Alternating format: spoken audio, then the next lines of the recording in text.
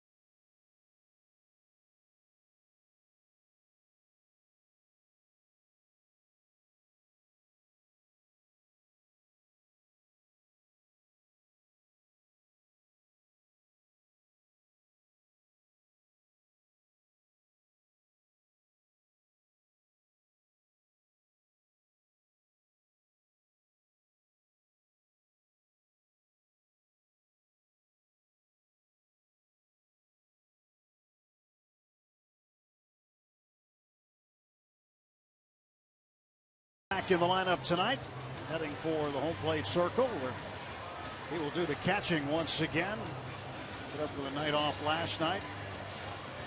Didn't feel so well, and the manager's decision kept him out of the game. Our Allegheny Health Network injury update. Josh Harrison underwent surgery on his left thumb today. He had a ligament issue there that had to be repaired. His recovery time will be approximately 7 weeks, so Just looking at the calendar and guessing, Steve, you'd have to think that a September return for Harrison is realistic. That is a tough one, much more severe than we originally thought for Josh. And, you can't pick up your marbles and go home. So I think Clint Hurdle has got to really lean on the versatility of 3 or 4 guys. And there'll be some moving around, maybe around the infield with Gung. Who knows how it's going to play out. But I'm sure they're going to come up with a plan where they can use the personnel, and we'll see if additional personnel is going to be involved or not. But not good news, not the news we were hoping for. So, in the meantime, the Pirates have to carry on without Josh Harrison for the next 7 weeks at least. Padres lineup: Derek Norris, Alexei Amarista, Matt Kemp 1, 2, 3. Then Yangervis Solarte at third base, batting cleanup. The switch hitter is hitting .324 over his last 11 games. Alonso, Jorko, Venable, Melvin Upton Jr. in center field. Andrew Kashner doing the pitching, batting ninth. Justin Upton a scratch. He was initially in the lineup, but a left oblique situation keeping him out tonight. Charlie Morton makes his 9th start. Yep, and you hope that Charlie has total recall of May 30th when he faced the San Diego Padres and was brilliant. 7 innings, 3 hits, 1 run given up, and he will face them here for the 7th time in his career. First pitch of the ball game into Derek Norris, who's been batting leadoff this series. He never batted leadoff before until he got here Monday. Not the most common thing to have a catcher leading off, but here he is. Charlie gets ahead of him, 0-2. Nicely done, as you want Charlie to get under the bats of those right-hand batters with that sinking fastball. Charlie, no balls and 2 strikes. 4-1 in 6 career starts against the Padres. 0-2 pitch. Norris looks at it downstairs. There you just saw a sequence of the tail of 2 pitches for Charlie. Sinking fastball down into right-hand batters, the curveball down and away. Nice contrast. Norris pulls this one foul into the camera well. Saw Jim Wolf behind the plate calling the balls and strikes. Adrian Johnson is over at first base. There's the crew chief, Jerry Meals. He's down at third tonight with Paul Emmel at second base. 1-2 pitch to Norris. Nice try. Didn't miss by much. The at-bat continues. Tough pitch to take when you got 2 strikes on you. See how close it was with the W.B. Mason strike zone. A lot of people would chase that. Charlie's 2-2 delivery. And he's worked a full count now. After being out in front 0-2. One of the things that has really been a foundation for this pitching staff recently that's been so brilliant is constant pressure applied with lots of strikes, especially first pitch strikes per at bat. 3-2, got him. Nicely done. Charlie strikes out Norris, and there's 1 down for the Padres. Taking a look at who is behind Charlie in the field. Jung-Ho Kang at third base. We're going to see a lot of him out there with Jay now out. Mercer, Walker, Alvarez, the rest of the infield. Rodriguez in left. McCutchen and Gregory Polanco in right field. Polanco had the game-winning hit in the bottom of the 8th last night. Cervelli doing the catching, accepts this pitch to Alexei Amarista for a strike. We're going to find out how deep this Pittsburgh Pirate baseball team is. They're going to be tested. 0-1 pitch. And the ground ball to the right side. Backhanded nicely by Alvarez. Good toss. 2 down. Perfect feed. This is the way you want to start the top of the first inning. Strike them out. Nice clean play. 3-1. We're underway. Amarista back to the dugout. And Charlie will now face the right fielder, Matt Kemp. Kemp did all the damage for the Padres with that 2-run hit last night.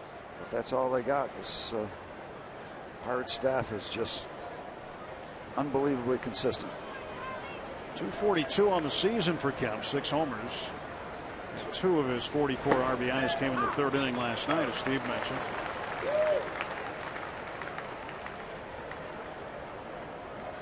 Kemp has faced Morton just 6 times. He's 1 for 6. Now he is behind in the count, 0-2. You know, how good has this pitching been? Last 5 games, check this out, Tim. Last 5 games, they've given up a total of 13 runs. They're 4-1 in those 5 games. They're averaging giving up in those 5 games 2.6 runs per game. You're going to win a lot of those. 0-2 each side. And they've been forced to be that good because we're not knocking the cover off the ball. So the Pirates have made this ground up on the Cardinals because they've been winning. If they were just 5, half and half, they wouldn't have gained this ground. So they got this streak going at the right time. Well, we just showed you the shot of those 3 starting pitchers in the Pirates dugout. And when you think of what Jeff Locke did, retiring 19 straight. Garrett Cole retiring 16 straight. AJ retiring 15 straight in successive outings. You ever seen anything like that? No. Nope. I mean, that's amazing. And just at the right time. 1-2. Kemp in the air to center field and deep. Sends McCutchen back to the track. McCutchen to the wall. And this is gone. That ball just kept carrying and carrying. And Kemp has his 7th home run of the season. It's now 1-0 San Diego. Straight away center field. Andrew went back as far as he could. Up in the shrubbery. 2 quick outs and then the long ball. See what the problem is? Upstairs. Elevated that pitch and Kemp just jumped on it. And Solarte hits one to the right field corner. He'll head for second base. Polanco gets the ball in, and it's a double. So 2 quick outs and home run double happened quicker than the 2 outs did. 18th double of the season for Solarte. So this first inning comprised of 2 chapters. Chapter 1, Charlie. Chapter 2, Padres. And that ball is in that go zone and up higher than Charlie wants to have it be. It's no secret. You pitch these major league batters, you keep elevating the ball and they're going to do some damage. Wander Alonso fouls it off for strike 1. Charlie does get a lot of ground balls, but when you throw it up high in the zone like that, it's tough to get those ground balls. You're not going to get many, if any. And it happens to sinker ball pitchers many times. You're too strong when you first go out there. You're strong. It's early. You got adrenaline going. You elevate the ball. You can get hurt. Ball to strike to Alonso. 302 his batting average. Alonso hit the 2 spot last night, went 0 for 3 with a walk. He scored a run. Solarte at second base, 2 down. 1-1 pitch from Charlie Morton. Breaking ball missed. 2-1. And there's that breaking ball that Charlie has to have to complement the sinking fastball. Kind of a pattern pitcher. Sinking fastball, big sweeping breaking ball. 2-1 delivery. And a ground ball slowly hit to the right side. Pedro is going to let Charlie cover. Neal tosses to him. And they get the out. 1 run, 2 hits. The home run by Matt Kemp puts the Padres in front 1-0 after half an inning.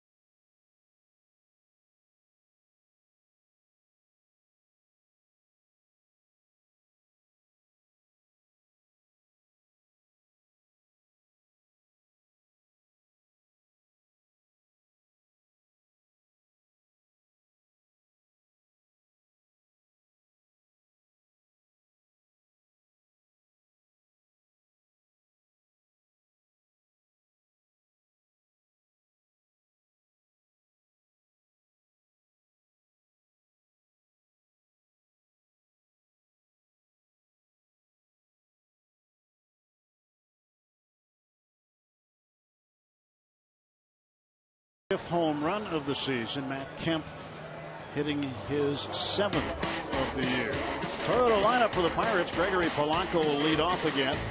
Neil Walker in the 2 spot. Andrew McCutchen bats 3rd. Jung Ho Gung cleanup. Francisco Cervelli back in the 5 spot with Alvarez 6th. Jordy Mercer hitting 7th. And the left fielder Sean Rodriguez bats 8th. Charlie Morton 9th. Facing right-hander Andrew Cashner, who made his major league debut here at PNC Park while with the Cubs. And moved over there in the Rizzo deal. 18th start. We wanted Charlie to have total recall of his great effort against the Padres, and we'd like this guy to forget about the gem he threw against the Bucks. What, the 1-hit complete game, 27 batters faced? Incredible. Polanco will take a pitch for a ball. Right hitters should expect to see a lot of fastballs out of Cashner. He's got some great movement on his fastball. That's what makes it successful for him. And he should have more than 3 wins. It's kind of the Francisco Liriano of the Padres. Pitch inside. But not too far inside. He's got the growth going front and back.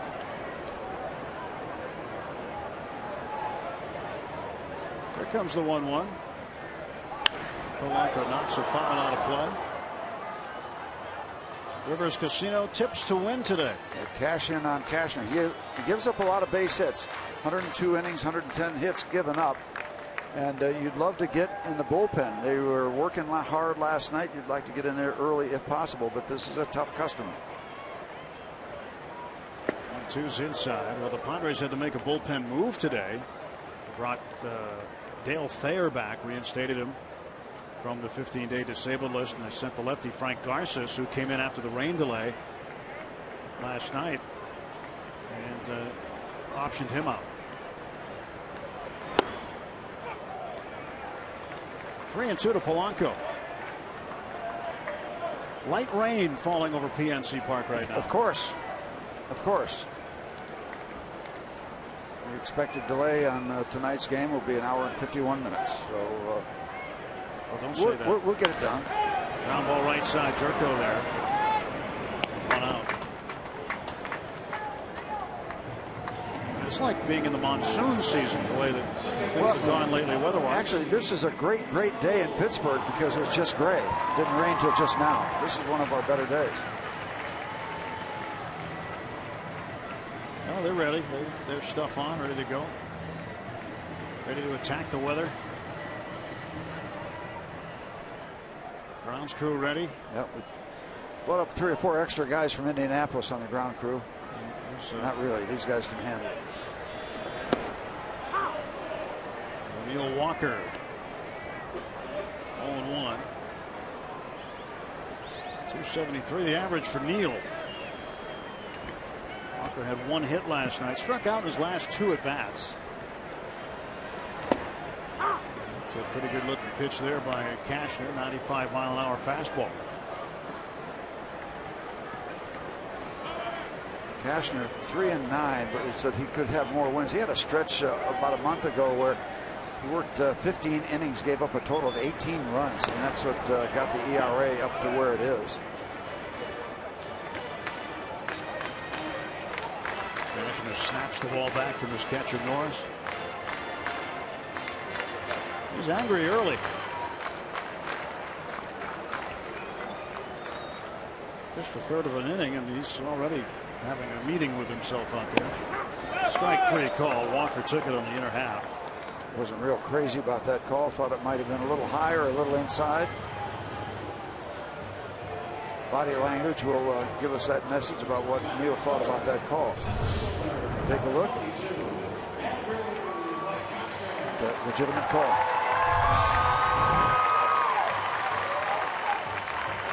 .97 miles an hour on the corner. Tough. Yeah, it's a tough combination. It's a hard one to turn on. McCutchen takes strike 1. 14 straight he's hit in. Hasn't done that before. Longest hitting streak prior to 14, 13. last year. And ball with 1 strike. I think he got really upset with himself and maybe a little embarrassed early on when he was hitting 190 something. That can't be much fun to live with if you're Andrew McCutchen. Kutch, for the first time this year, enters a game hitting over 300. Just a matter of time. Now it's just a matter of Andrew being Andrew. Well, he said, Steve, he goes, once I start, I'm not going to stop. And he's been pretty consistent with that. 2 hits in the game last night. 194 in April, then the switch went on. 330, 337, and so far in July, 364.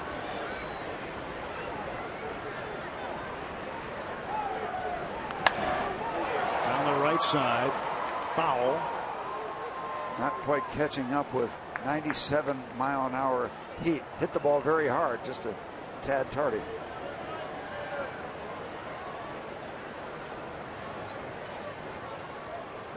Well, you got to keep the dolls dry as well. They have their own rain ponchos. But, that's what you call being prepared. To the left side, there is Solarte. He will throw out McCutchen. Pirates gone in order in the first. We'll go to the second inning. Padres leading 1-0.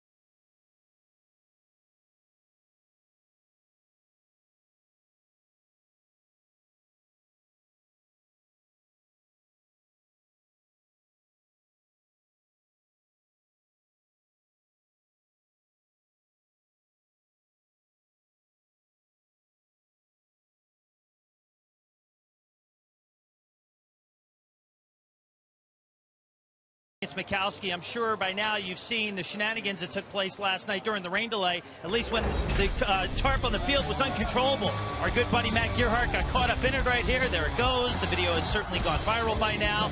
Matt gave us a thumbs up. He's certainly doing well back at work today. And, of course, the shenanigans take place after. R.I.P. Tarp Man with the body outline of Matt. As Jed Jerko skies one, Tim, go ahead. It's deep to left field. Rodriguez back to the wall, and he makes the catch right up against the wall. 1 out, Robbie. So this was the brainchild of Derek Hurlbert and Manny Lopez, the head and assistant groundskeeper here at PNC Park. And Derek, I just got to ask you, why'd you do that to your guy, Matt? Just having some fun. What went in that? That's actually your body that's on that outline, right? Yes, it is. What goes into doing that?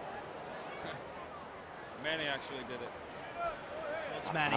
The truth Derek comes laid out. Down. They grabbed the nail. They did the outline. Manny took some conditioner, made sure the dirt stayed nice and wet, and they did it. And Manny was able to clean it up before game time. But that's a sign right there of a tight family. You get the thumbs up, and you know he's okay, and then the shenanigans happen. How about Manny Lopez? Quite an artist. Huh? Pretty good. Looked like a life-size gingerbread man he put on the... Did you see that smile there? Yeah, look at it. He's got that smile working in back there. What a job they have done. What a job. It's good to see they can have some fun with the work they've been handed with this weather. See Matt there on the right. Both Matt and Derek pretty good softball players. Yep. I played with them at the end of the season here at PNC Park in a Pirates tournament. They're both pretty good. Matt was on my team this year. Well, Matt's a national figure now. I mean, that thing all over the TV. Well, Venable will head down to first base with a walk. Today, the Tarp man outline. Oh, man. Man, he said, I better get rid of this before the gates open. It's tough for an artist to destroy his own creations. It's okay. It's been documented. We've seen it. It's good. Yeah, those guys are a tight-knit group. They've all been here a long time, and they do great work. Considering the weather we've had, keeping this field as good as it is a testament to their work. Sean Rodriguez last night jumping in, one of the first players along with Andrew McCutchen to jump in and grab the tarp when Matt got caught up in it. The guys from the bullpen, they dropped their gloves in the outfield and sprinted toward the top part of the tarp to hang on to it. It was all hands on deck.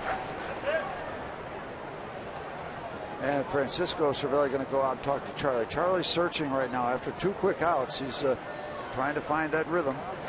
Cervelli, as most catchers do, they'll have a feel for when the guy's not doing anywhere near what he's trying to do. You get that feel. He's not quite right. Go out, give him a pat on the back, get his attention.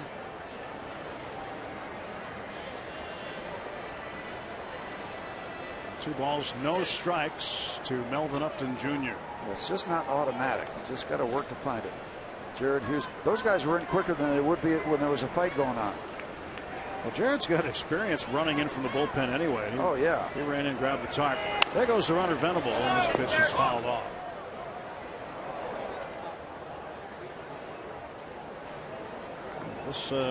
This tweet photoshopped. Matt Dowdy 79 sent that. Battling the evil tarp monster. And it's McCutchen and Sean Rodriguez wearing superhero capes. They didn't really have capes.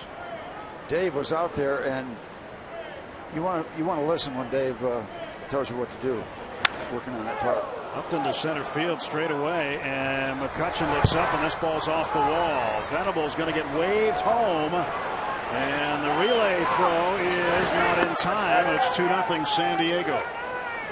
Melvin Upton Jr. with a double. That is his first double of the season, and it gets home Venable, and Upton now with his 3rd RBI. And the way Andrew turned his back, I thought this ball had a chance to get out of here, and that was a decent pitch. He just got under it. A big right. See, Andrew, I thought right there he was waiting for the ball to clear the fence, but he was waiting for the bounce.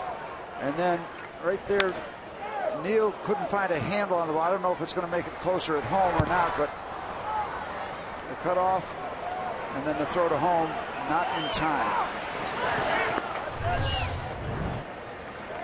And Andrew Kashner, guy who can handle the bat okay,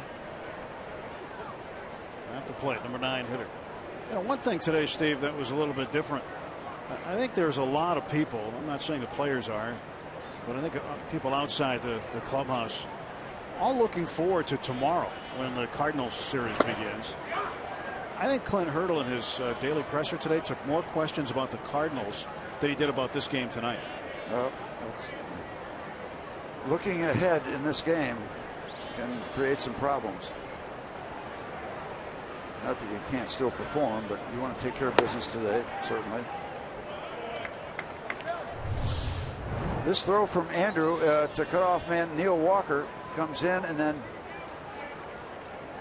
didn't look like too much of a hesitation. Might have been just a little moment trying to get the handle on the ball. Kashner swinging a miss, 1-2. Kashner 4 for 33, 121 average. Last year, you may remember, he actually stole a base against the Pirates. It was a straight steal. It wasn't the second half of a double steal or anything. He took off on his own. Swiped the bag in the series in San Diego. And that man is a Morton fan, and he knows that Charlie's struggling right now, searching to find something that's going to work.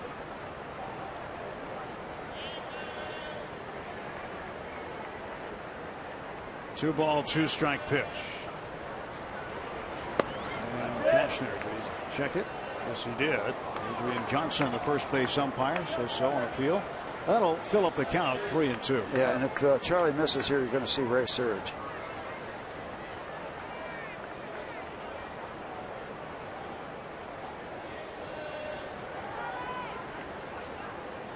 Three and two, the pitch. Missed. Ball 4, and Charlie has walked the pitcher. That's a no-no.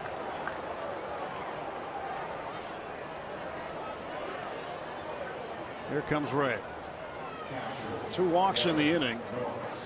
First and second, and still 1 out.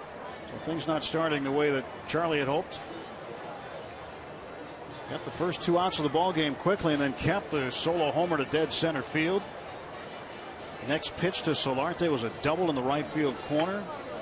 In this inning, he walked Venable with 1 out. That proved to be costly as Upton got his first double of the season off the center field wall, scoring Venable. Jim Wolf is going to go out and see if they've concluded their conversation, and will suggest that they do so.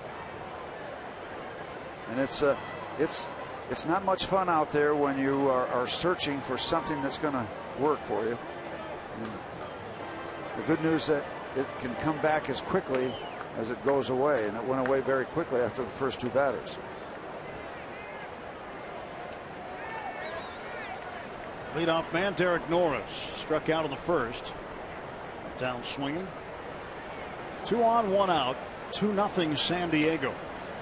And Upton takes off for third, and he'll get there uncontested. Just a huge jump on Charlie. And that you know, from their standpoint, that's a smart thing to do. Charlie's back on his heels now, hardly paying any attention, and that's just a walk in the park over to third base. And good base runners will look at situations as to what might be going on with a pitcher in a difficult situation.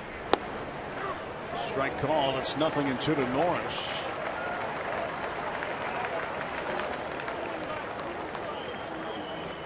And now the Padres have everything going for them here in the top of the second. You've got to make sure you pay attention to the runner at third base. It's a rare thing, but you never know what's going to happen when they're on a run like this. Swinging bunt. The ball will roll foul. You never really can predict squeeze plays, but there's some certain situations that just bring it to mind. Charlie getting ahead of Norris. Pat Murphy, skipper, taking over after Bud Black was fired. Dave Roberts managed on an interim basis for, I believe it was just 1 day before Murphy was promoted from AAA to the big leagues. 0-2. Strike 3 called. He got Norris looking. And Norris down on strikes for the second time. Who knows? Maybe that'll be a catalyst, a little shot in the arm for Charlie.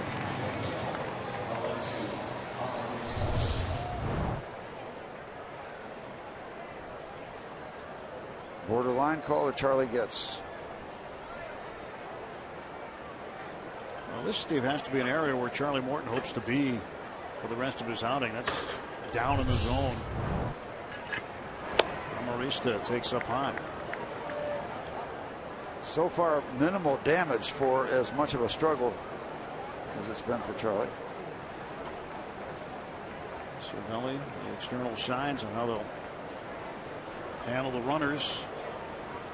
2 outs, first and third. Cashner, the pitcher, at first base. And center fielder Melvin Upton Jr. at third, getting a good lead.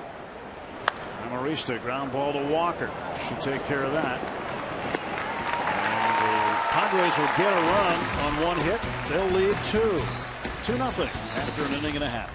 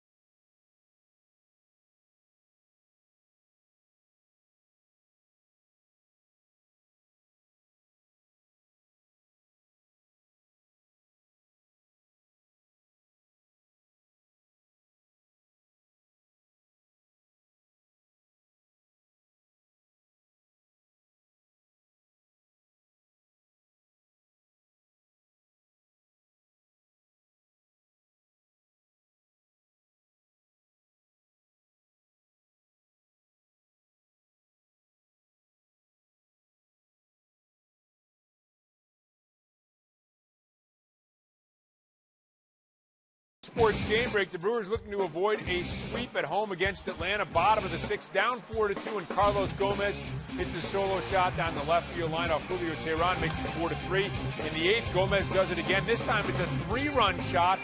The Brewers win 6-5. They've been playing pretty well, 12-4 in their last 16. Back to Tim and Steve at PNC Park. Guys. Thanks, Rob. And that's where the Pirates will be heading as soon as the All-Star break ends. We're right to Milwaukee. UPMC scoreboard has the Padres in front 2-0. We go to the bottom of the 2nd inning. Kind of a wet night at PNC Park. Melvin Upton Jr., his first double of the season. The artist formerly known as BJ. Took his dad's name. Wanted to be named after his dad. So Melvin. Those folks hoping for two things. Things to dry out and the Pirate bats to get hot. Here's Jung Ho. Ball 1-2. Jung Ho gone. All things considered, not all that bad. A couple single runs in the first 2 innings for the Padres. That had the look of a possible mess, and Charlie got a couple outs. And I say a possible mess because that walk to the pitcher took him up to the top of the batting order. So Charlie got it together, kept it where it is. The Outlaws are here. Hard to miss with that color green on. Yeah. Glad the Outlaws are here to root for the Pirates. Well, that's a sign. That's a good sign. And those are some pretty strong outfits. 3-1. It's kind of been the big color this year. This year and last, that parrot colored green. Of course, the parrot's been ahead of the curve anyway. He's always been that color.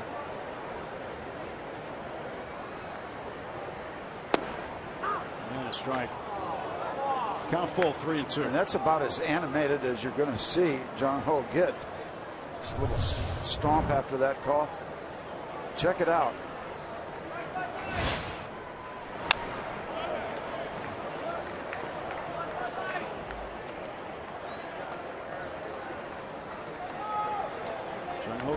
Pretty even keel, isn't he? He is.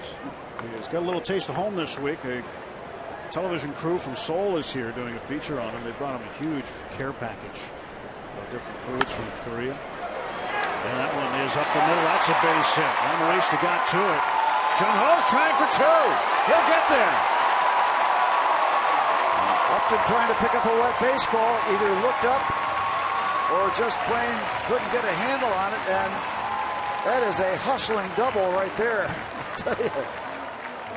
Took his shot. It was going to be dicey at second base, but it became a non-factor. So sometimes you can pressure defense by taking these shots. They don't get it there, and they're not going to get it in center field. He just never slowed up. No hesitation whatsoever. He's got double number 10.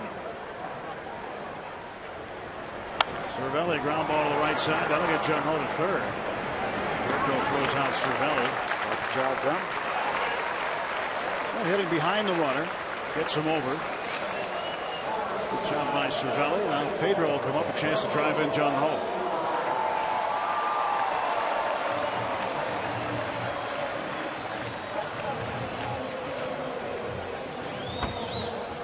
Pedro went 1 for 4 last night, and 2 nights ago in the opener he had the game-winning hit in the 9th. He went 1 for 4 in that game as well, so 2 for 8 in the series.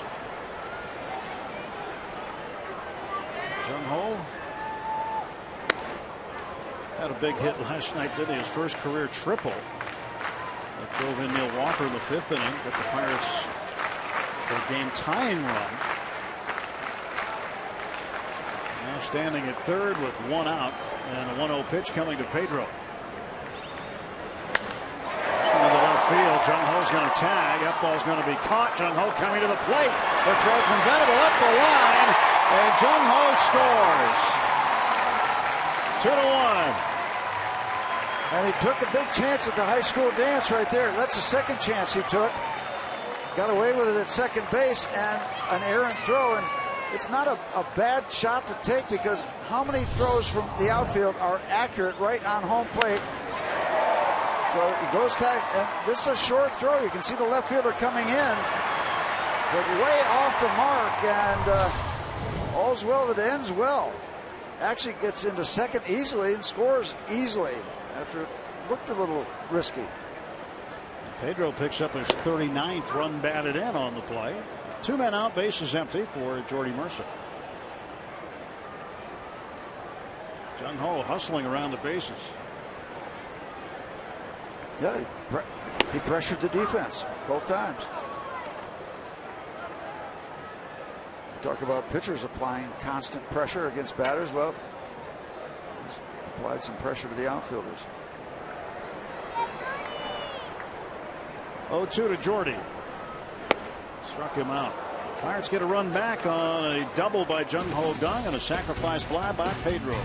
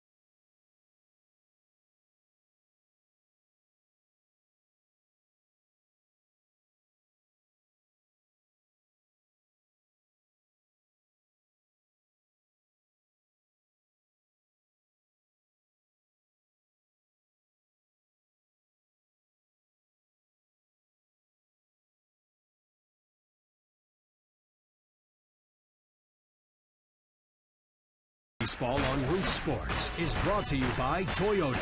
Toyota helps you get the most out of your drive. Just ask a friend who drives one. Toyota, let's go places. By Barrel Automotive, we're driven to be better. And by PNC Bank, for the achiever in you. Let's go Bucks. Hey, man. Back along the north shore of the Allegheny River. Top of the third inning, Padres with a 2-1 lead over the Pirates. Jung Ho Kang, a leg double, and then he scored on a shallow fly ball by Pedro Alvarez.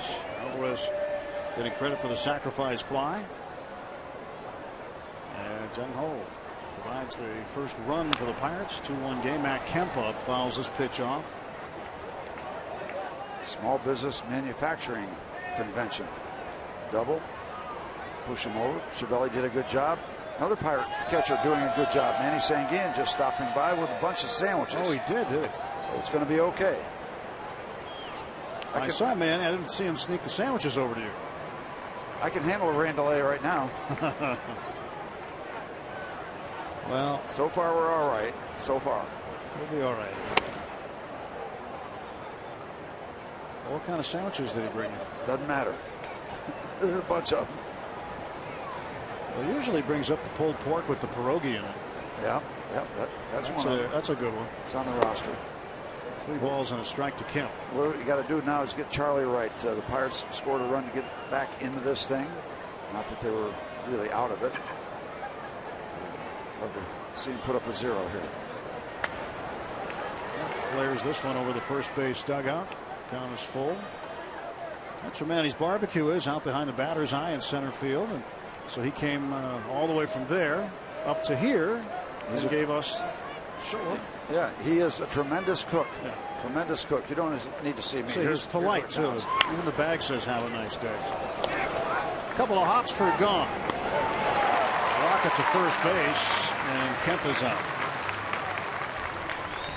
Here's our day automotive, this day in Pirates history. On this date, 2011, the Fort, Michael McHenry hit his first career home run. It came in the 8th inning of a tie game off Carlos Marmol of the Cubs. Give the Bucks a 7-4 lead. The Pirates would win that series against the Cubs and enter the break with a winning record for the first time since 1992. We have had a string of very popular catchers. Michael McHenry very much on that list. Manny Sanguin, Cervelli. Just a continuing parade of long list. Yeah.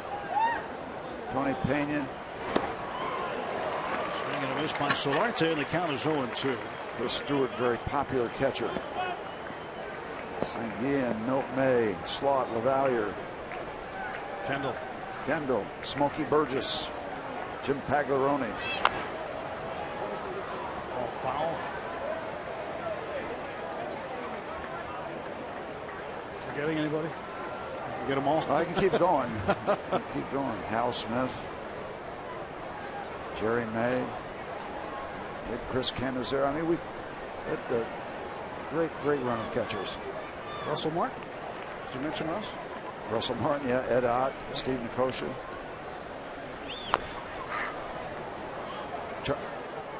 Charlie Sands, our catcher on our championship team that Charlie had about 20 at bats.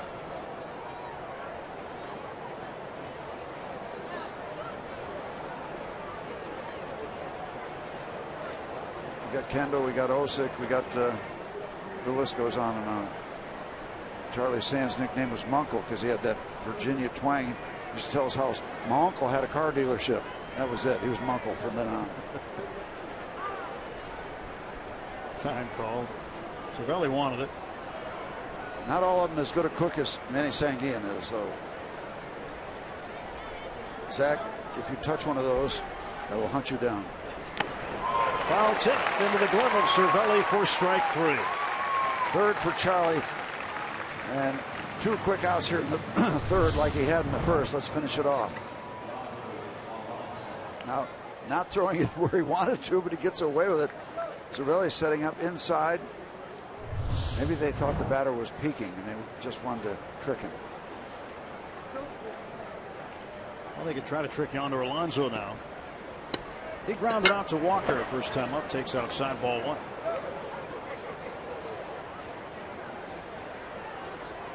.300 the average for Alonso. He's having a pretty decent year. Now ball to first. Smothered by Alvarez. Nice feed.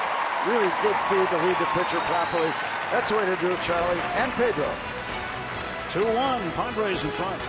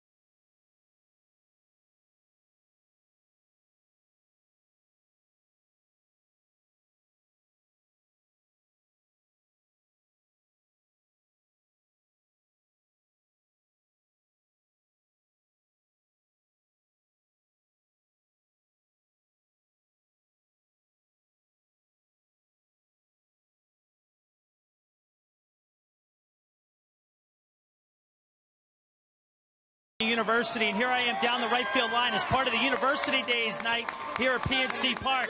It's West Virginia University night. All fans get to be seated together. They receive a special branded Pirates hat with the WVU colors on the front and the WVU logo on the back, and the Let's Go Mountaineers sections are going on right now. They have a series of University Days: Penn State, Pitt, Point Park, Robert Morris, Duquesne. Those days are coming up. You can be a part of this. Visit pirates.com/University Days. You get to sit together with all your college buddies like this. And Tim and Steve, I got to tell you something. There's a lot of San Diego Padres shirts in this section only, with the WVU branded hats, of course. Mountaineers. Well, that's for that guy right there, Jed Jerko, who went there from Morgantown. Now, if they start shaking their keys on third down, Steve, they're going to be at a football game. It's one of those. That's what they do. One of those things they do in Morgantown. Third down. If it gets to third down, they take their keys and they start shaking the car keys. It's a different kind of key party than we used to have back in the old days. Yeah. We heard the music "Country Roads," which is tradition in Morgantown as well. During the last half inning break, Rodriguez flies to Upton. 1 out. Football games are fun in Morgantown. They're not dull, I'll tell you that. There's a lot of action. Charlie Morton with 1 out, nobody on.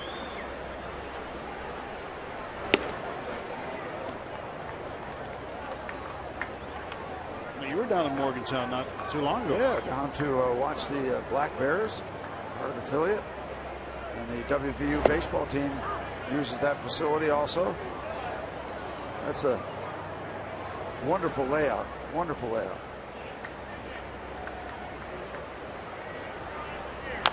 Charlie puts that one in play. Cashner will take his time and throws out Morton.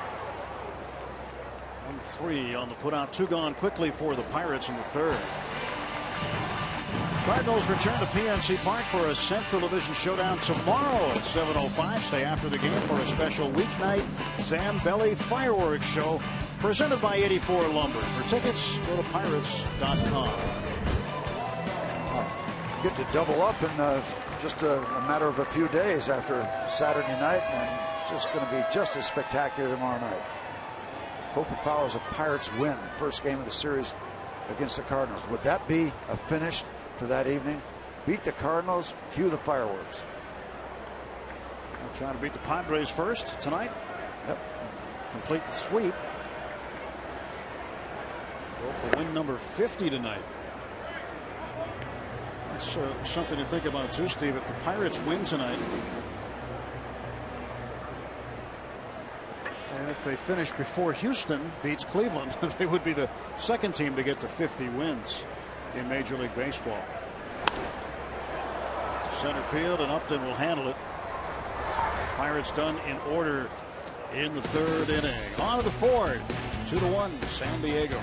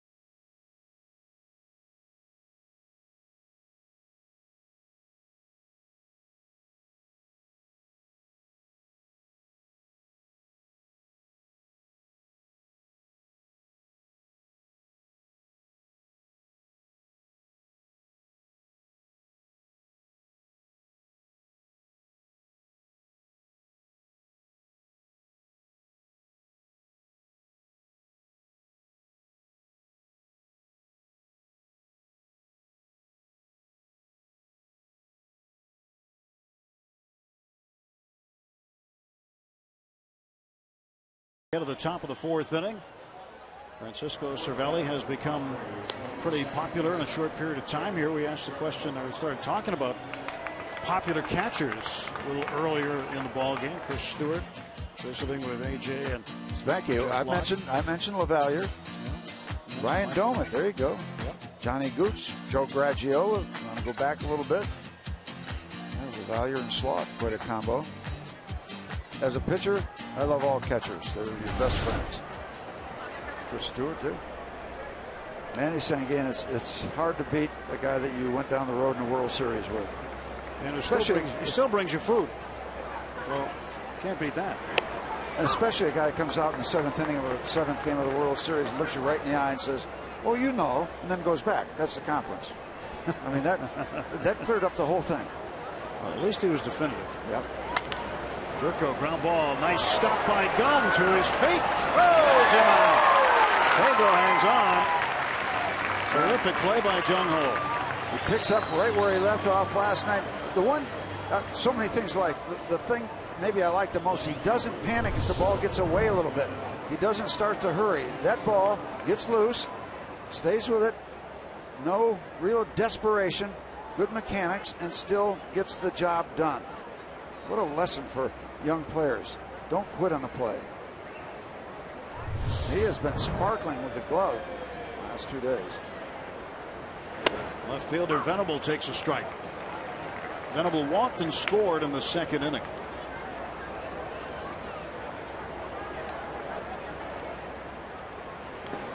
Pitch goes to the backstop, 1-1. One other thing about Gunn, I think he's been remarkably consistent with all his throws, even on the routine plays. I mean, he just seems to have a composure about him that doesn't panic, and that'll lend itself to confident throws.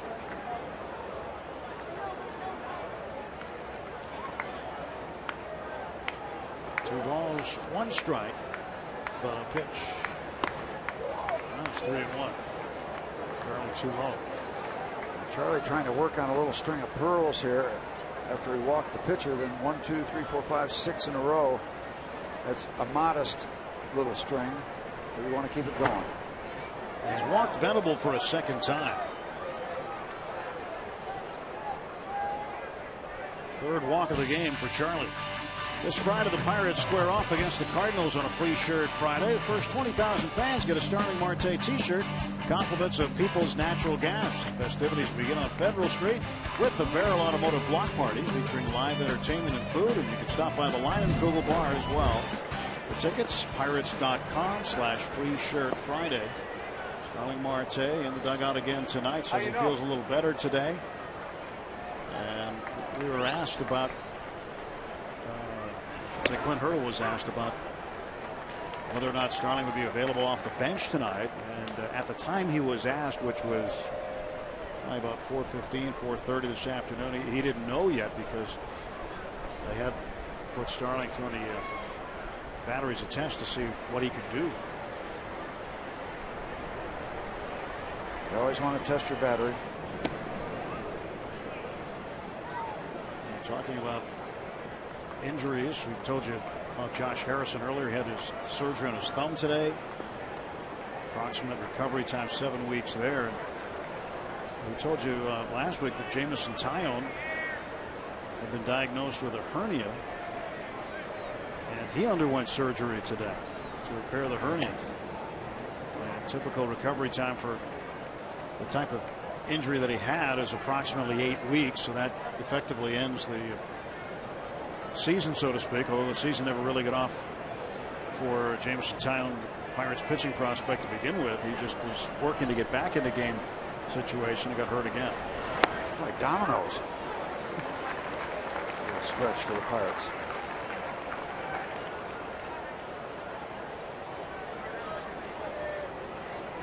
Next pitch for Charlie will be his 64th. 0-2 the count to Melvin Upton. Upton a double in the 2nd inning. Plated a run. And a ground ball to the left side. Gunn to Walker. Safe at first. Pirates Lead baseball with 96 double plays turned and almost had the 97th, but up and runs very well. And that's the whole story of that play. A little bit of a high feed to Neil Walker, but that's speed that beats a rapid first base. Neil has to bring that ball all the way back down to throw it. Close, they don't get it.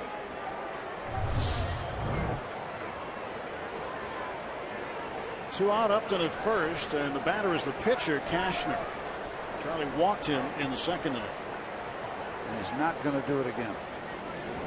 Throw to first, gets away from Pedro, and down to second base goes Upton. It looks, Steve, from at least our first look, that ball just went off the glove of Alvarez.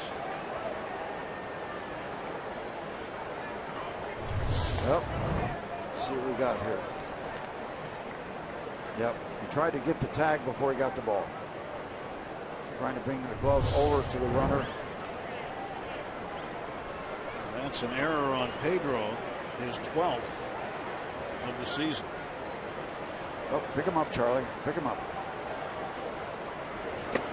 Cashner thought about punting. Charlie delivers high.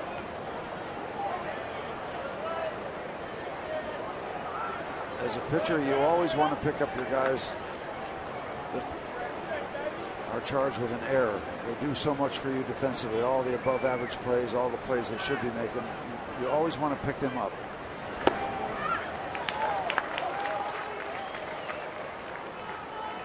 And to be honest, as a pitcher, that's one of the things you feel best about when you can do that.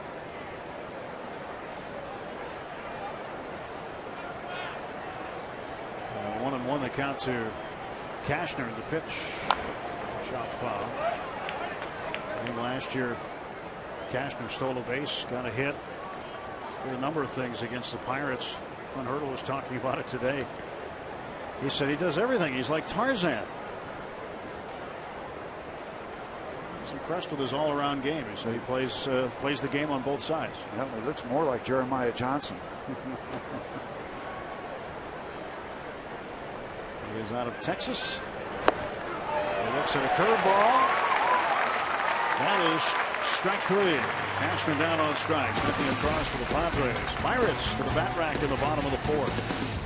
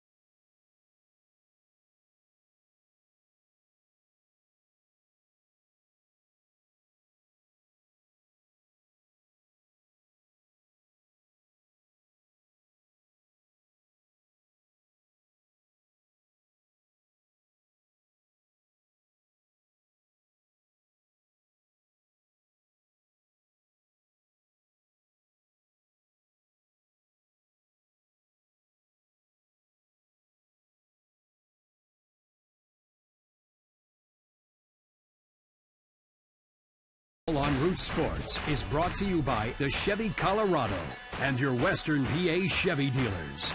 By Fridays, Happy Friday. And by Day Automotive. We're going to make your day. Let's go Bucks!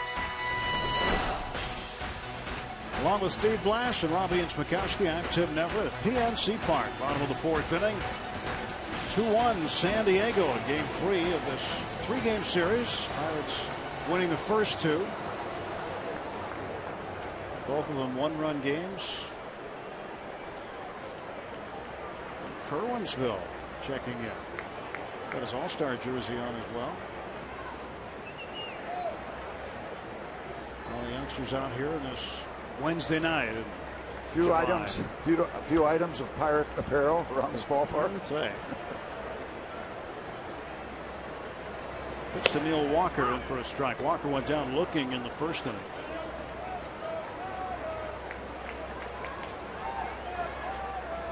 Charlie getting through the third and fourth unscathed. Walker down the left side, and this one will be chased by Venable, but it's in the seats.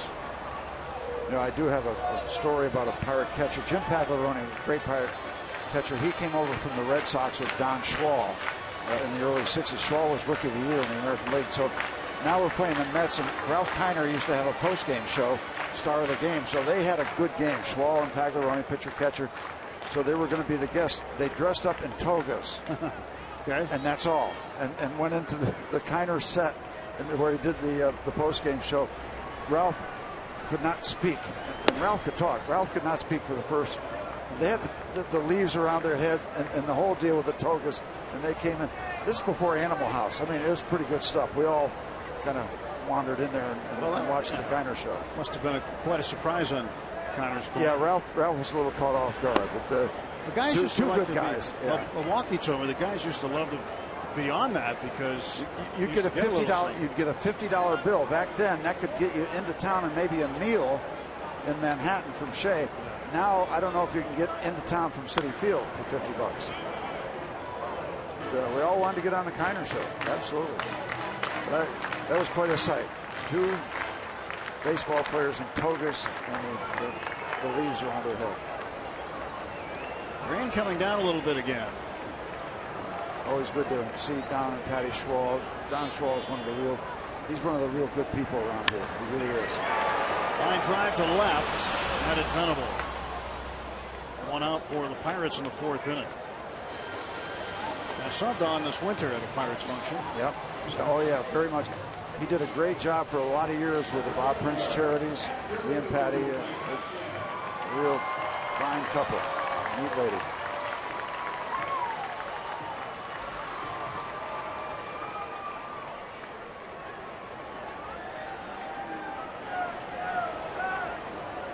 Andrew McCutcheon pitches up high to him.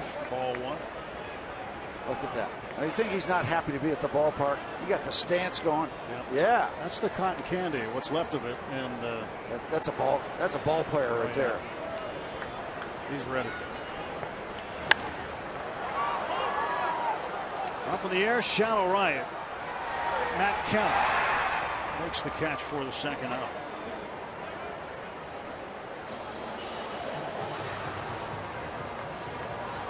All right, try it again. That's right. There you go. Just don't hit ball. No, you got to pick your spots when you're waving that thing around. Another future bucko.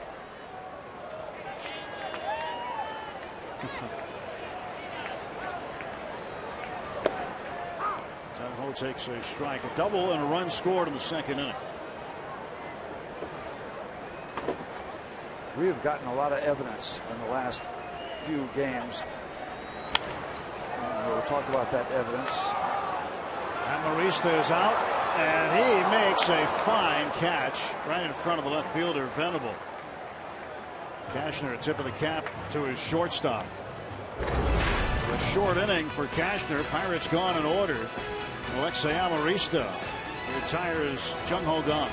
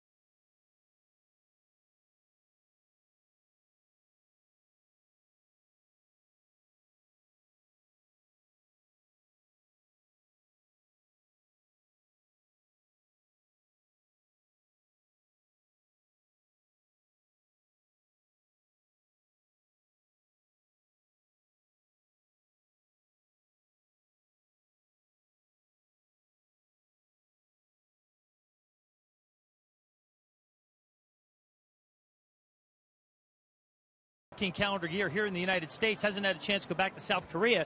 But that doesn't mean South Korea hasn't come back to him. He received a care package yesterday brought to him from South Korea. Said a friend brought it. Lots of potato chips, bubble gum, candy, snacks, and something they call home run balls, which is one of Jung Ho's favorite snacks. And this is the wrapper. Jung Ho already went through it. It's basically a flaky pastry, little pastry balls with chocolate in them. Home run balls is what they call them. Jung Ho loves to eat them. Already went through a bag, maybe more, since the time we got a chance to see these. And he was very thankful for what he was able to receive. A little taste of home coming from South Korea, Tim and Steve. Yeah, how many did you have, Robbie? How many of those did you have? All right, just a couple. Just a couple? Not that many. All right. But they're really good. They look good. They got a lot of stuff in there. Candy's going to last them a good month or two. It's good. Now, see, you're a big fan, aren't you? I am a big fan. You're a big fan of this. This was presented to both Greg Brown and myself. Got these yesterday from NBC Network in Korea, in South Korea. They interviewed us on it for a feature they're doing on Jung Ho. These are very rare. It's a traditional Korean fan, specially made. Will that make me look prettier? No. Yeah, it does. Wow. It really does make me look prettier. What a difference. It's better than the plastic surgery. But yeah, pretty neat, huh? Yeah, that is a nice piece. So, and Greg has his as well. Greg, a fan. He's a big fan. Yeah, he's a big fan of Jung Ho now. Pretty neat stuff. Top of the order for the Padres, Derek Norris, who was struck out twice. Once swinging, once looking.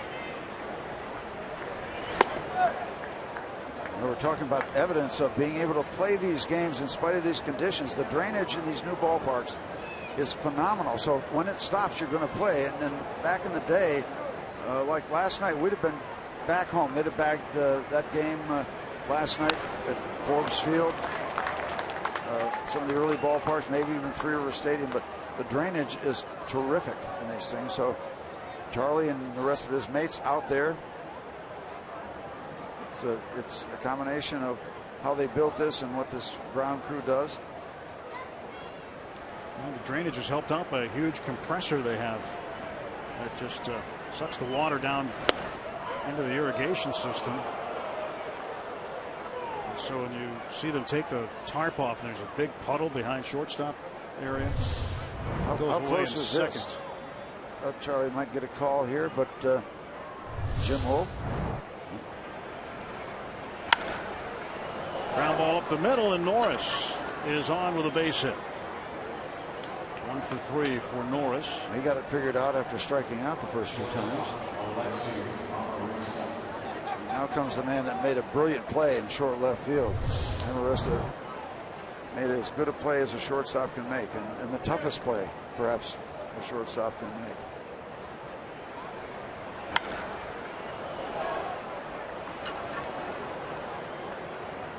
Leadoff base runner in the 5th.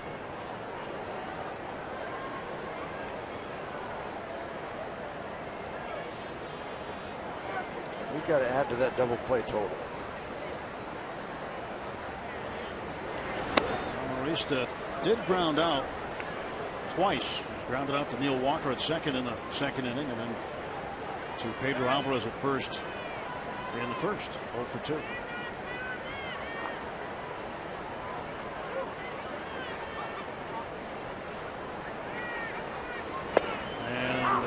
Off of a throw back to first base after a strike was called. Francisco getting a little frisky back there. And the hope the reason you have those kind of attempts is because that guy at first base sometimes would get blocked visually into looking at the catcher because the batter is in that left-hand batter's box, and sometimes the runner won't see the catcher getting ready to try that pickoff play. Kind of a little visual pick for Cervelli.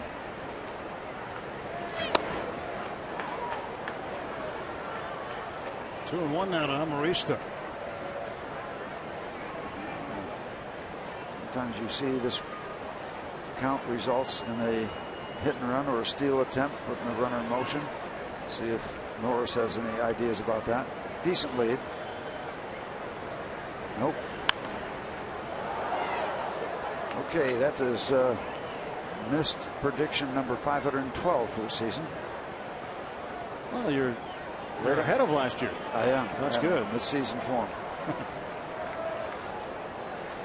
We are in mid-season. This is game number 84. 78 to play in the regular season after tonight.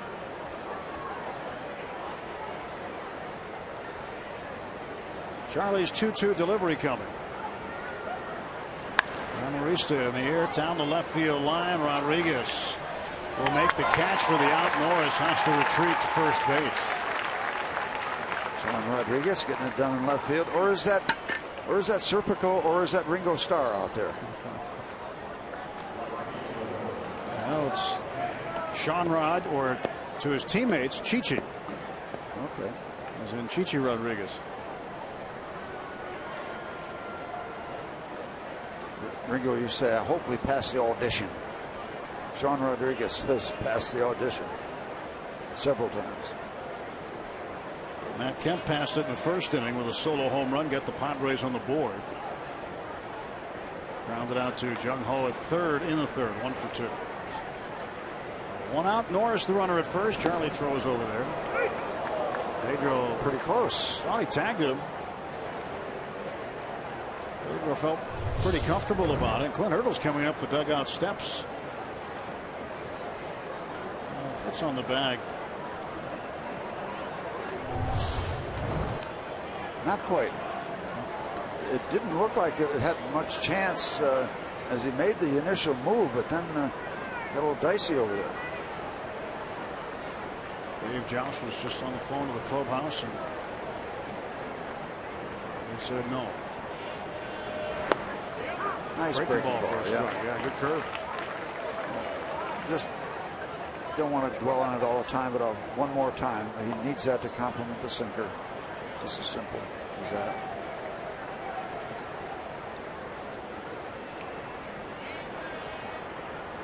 Fastball in. Got him swinging there. 0-2 to Kemp.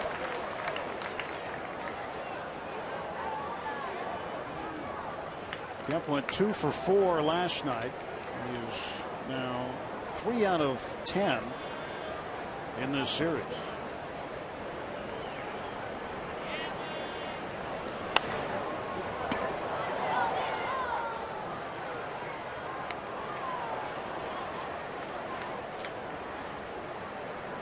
Padres in recent days have not been getting the kind of production out of their 3 and 4 guys. Kemp and Justin Upton. Upton not in the lineup tonight. Got an oblique issue. It was not on the home run stealing catch last night. It happened in St. Louis. It was aggravated. You almost would have thought that because he had full extension. You wonder if he got hit in the ribs, you know, part of the top of the padded wall or anything, but goes back further than that.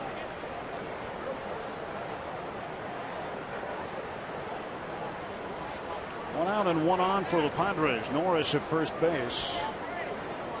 And Morton set to deliver the 1-2 to Kemp. Fouled off the leg. I had to smart. Yep. Now, if you got something to do or run an errand, go ahead and start because it's going to take a minute or 2 or 5. Now in St. Louis, this is what happened to Justin Upton. Going back and just reached out and stretched that left oblique a little bit. And it was enough to cause him some discomfort. Do we have confirmation that that's a rib injury? Or is that not that simple? Oblique is what we're told. Last night, this was the best catch we've seen at this ballpark this year. I see the extension. He is totally exposed in the side rib area.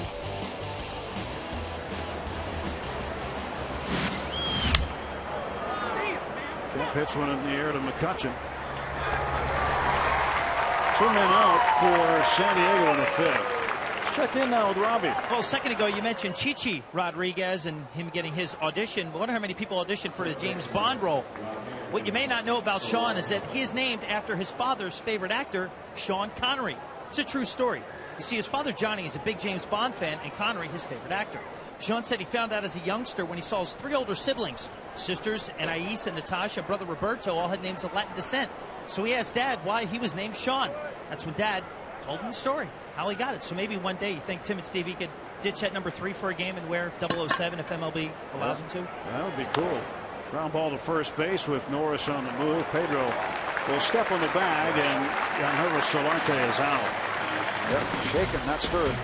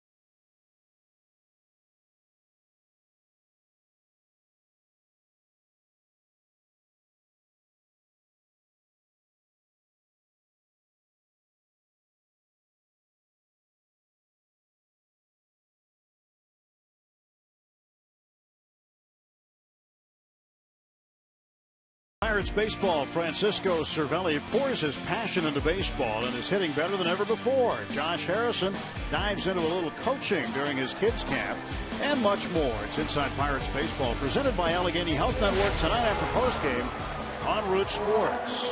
All right, clarification. Oblique is the muscle area around the ribs. That coming directly from Dr. Zach, not Dr. Oz. So it's just on this side of the boiler. Okay.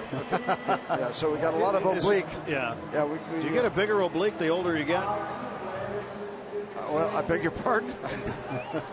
Yeah, you do. Yeah. Sweep the Padres back to the mission. Good thought. Pirates need to get the bats going, though. Cervelli leads off, taking a strike. I should have known that about the oblique, because I was almost ready to become a doctor. I hung around a pharmacy a lot. So it just didn't work out. I remember a handful of years ago, Tigers were in. Jim Leland's managing, and we're in his pregame meeting with the press in his office, and he's got his feet up on his desk. One of their players had an oblique issue, I guess, and he was asked about it. He says, I don't know anything about an oblique. We never had obliques back when I was managing before playing. It just didn't exist. It's a new thing. This kind of caught me funny. Of course, the way he said it, too. It was true. I mean, we didn't have these definitive terms. We didn't. Intercoastal thing. That's a waterway. Intercostal. Well, yeah.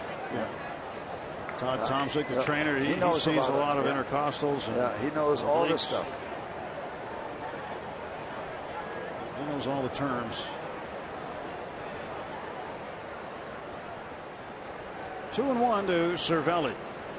Bucks down a run, 2-1, bottom of the 5th. Just a little out front. 2 balls, 2 strikes. That kind of swing will stretch a little something.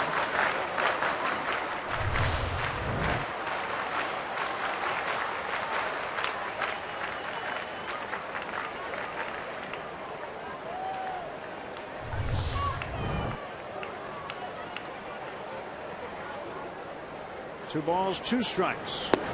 Outside corner, called strike 3. Cervelli is 0 for 2. 1 out for the Pirates in the 5th. Well, let's not wait till the last possible moment in this ball game like we've been doing in recent games. We need to get some offense going. You can't sustain this pitching forever. Cisco not happy with that call, but that's going to stand.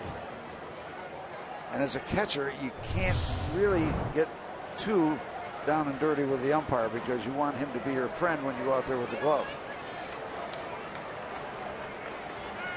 Pedro tries to take his base hit, but bunts it back to the pitcher. That's the first time we've seen Pedro put the ball in play. He's attempted it once before, and with the shift on and third base just wide open and the Pirates down a run, he was just trying to get on board here, but bunted it too close to the pitcher. And that really points out why a lot of the big guys don't do a lot of that. They're not accomplished bunters, and everybody says you don't have to be perfect, but they're going to get the idea that's kind of a give them an out at bat. So you don't see, if they were better bunters, maybe they'd do it more often. But the big guys usually aren't real good bunters. Well, Cashner throwing a lot of fastballs, and he's twirling a one-hitter right now. His Pirates' only hit came in the second inning. Jung Ho Kang. He's been that way against the Pirates before. 9 innings. It was September 16th, 2013. Does that sound right? One hit, faced 27 batters, the minimum.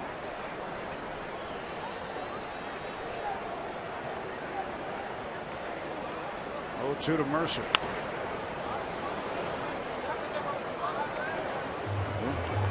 Once again, knee deep in the pitcher's duel.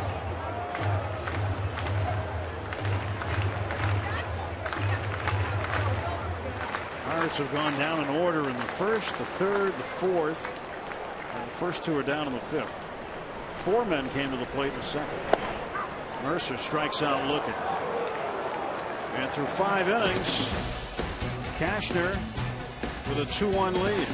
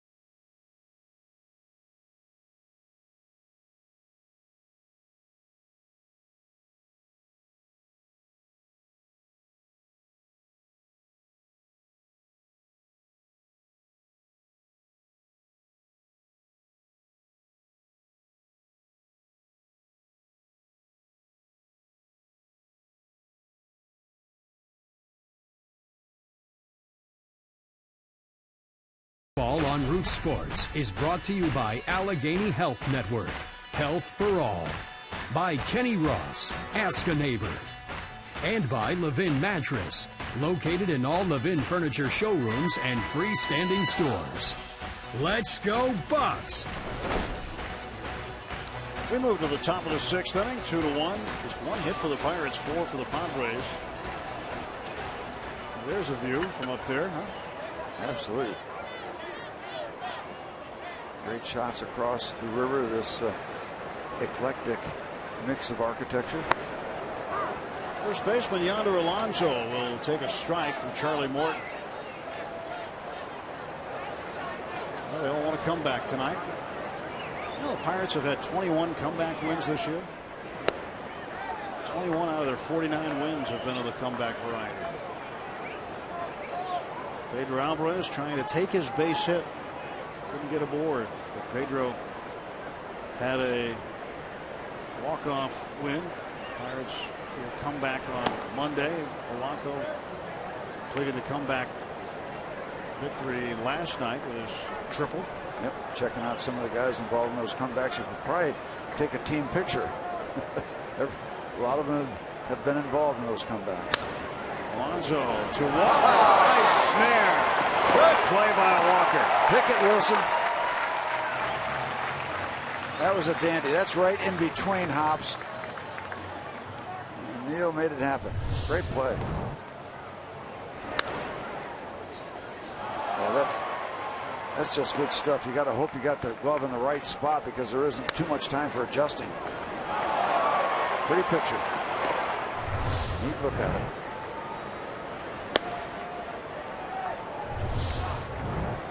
Allegheny Health Network Supermo slows it down for us. Good stuff. After that, it's easy. It's the pick. Strike one to Jed Jerko.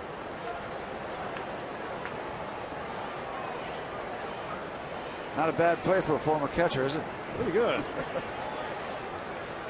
Pretty good. Good stuff. And we've seen so much good defense because you're not going to have the great pitching that you've seen from the Pirate pitchers unless they pick it. Make all the plays they should and then some extraordinary stuff. And number 27 over there has gotten it done. Jerko hits it to left for a base hit. One out single for Jed Jerko. He's 1 for 3. If you want to see your strongest fan photo, use the hashtag PitDataStrongFan. And you just might see yourself in an upcoming broadcast. It's brought to you by T-Mobile. Again, the hashtag PitDataStrongFan.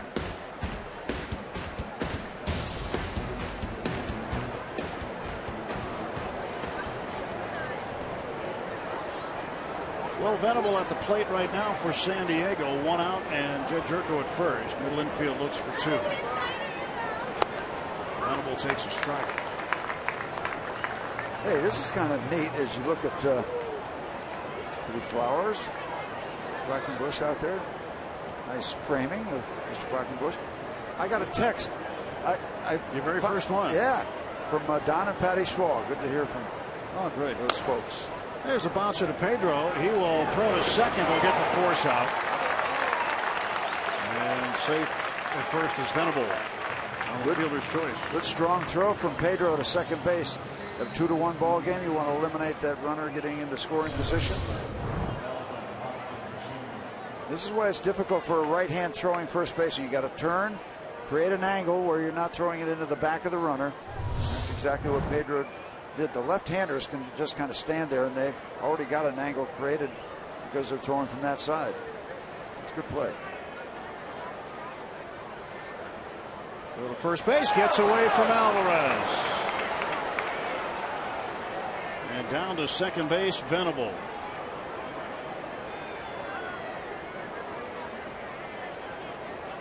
First time in the 4th inning, it was an error charge to Alvarez as he just didn't catch it.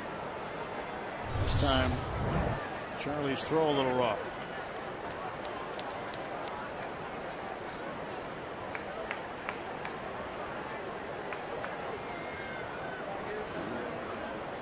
And an error charged once again to first base. So now with first base open, Upton will be intentionally walked to get to the pitcher Cashner.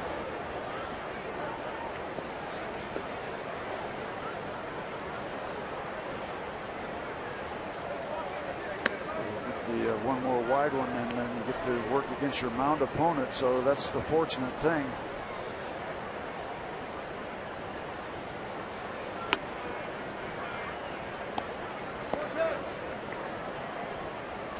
Two errors tonight at first on throws over from Charlie.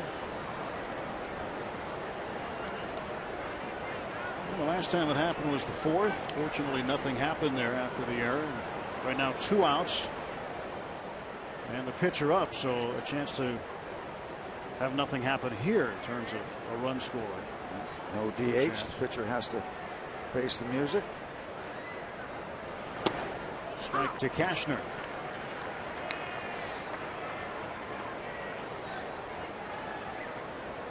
Sometimes as a pitcher you just get lucky. You fall into these situations, tight ball game, runners in scoring position, then you get to face the pitcher.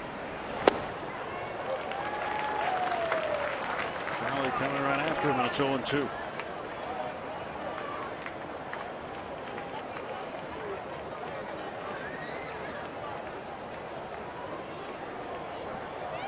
Charlie Spot due up second in the bottom of the sixth. He's over 100 pitches. But throwing up zeros since that second inning.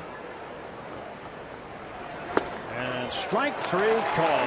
Got him with a breaking ball. Strikes out Cashner twice. Nothing across for the Padres. They still lead 2-1.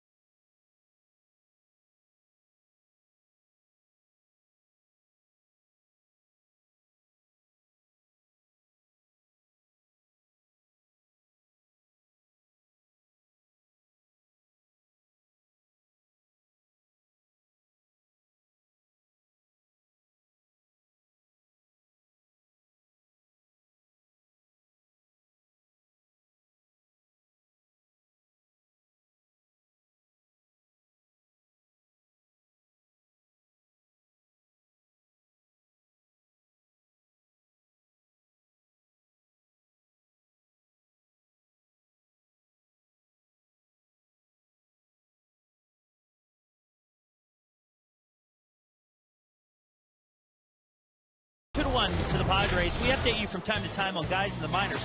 The Pirates have a few guys flying below the radar that are performing really well. A couple guys recently promoted. Angel Sanchez promoted to Indy, and look at what he's done in 4 starts really well. Stephen Brault and Stephen Tarp.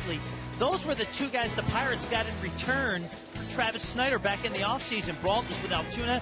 Tarpley is now with the West Virginia Power, threw a no-hitter last night. Second no-hitter of the season for the West Virginia Power. Third in the history of the franchise. So Neil Huntington, the Pirates, doing a nice job getting some good returns on the Travis Snyder trade. We see Brault and Tarpley performing well. And Angel Sanchez, Tim and Steve, was the guy that Neil Huntington mentioned is a possible depth option. We know Nick Kingham and Jamison Tyone pretty much done for the rest of the season. And Casey Sadler out for the foreseeable future. So Sanchez is a guy who could provide some depth as well. Of course, let's hope the Pirates do not need it, but he's proven himself well up at the AAA level. Yeah, not always the easiest jump to make, but he certainly is holding his own and then some. Sean Rodriguez leads off the Pirates 6th. Then he'll be a pinch hitter. Charlie Morton's night will come to an end. 0-2 to Sean. We were talking. Rick Sofield talking to Pedro Alvarez during the half inning. We've been talking to him about the bunt play because Rick handles the outfielders. Strike 3 call. It's at like 12 in a row for Cashner. We're talking about the Pirate consecutive out streaks. He has 4 of his 5 strikeouts looking. And he's heating up right now. And he's throwing strikes. He's throwing a lot of strikes tonight. You can have better control than that. Right on the outside corner, the glove is there. You're going to get the call every time. The Cashner now will face Steve Lombardozzi, pinch hitting for Charlie Morton. And he takes a strike.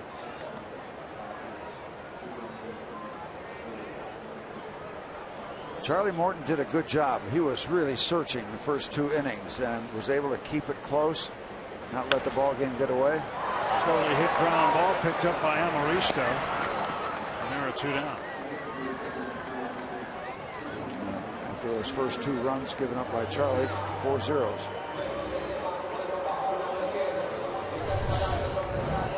Ball got by the pitcher. You always think you got a little bit of chance, not sharply hit as Cashner goes down like Joe Frazier. But they get the out. Not pretty, but they get the out.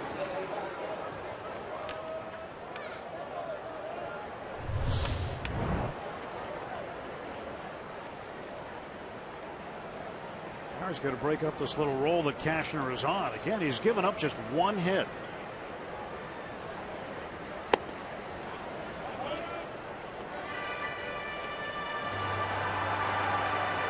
Deolis Guerra starting to warm up for the Pirates. Guerra will take over for Charlie Morton in the 7th.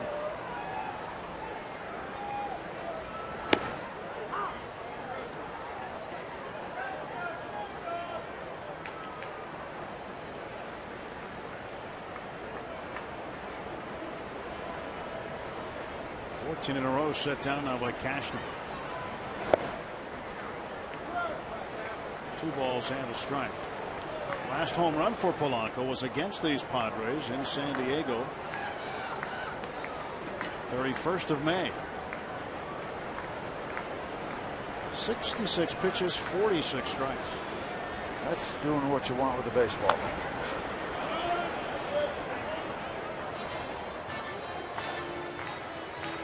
Certainly has pitched better than his record of 3-9. A lot more wins, but he's a good one. And when good ones get this kind of roll going, they can run you into the 7th inning before you look up. High fly ball. Second baseman Jerko out, way out, and now Kemp will call him off. And Pirates down in order again. 15 straight for Cashner.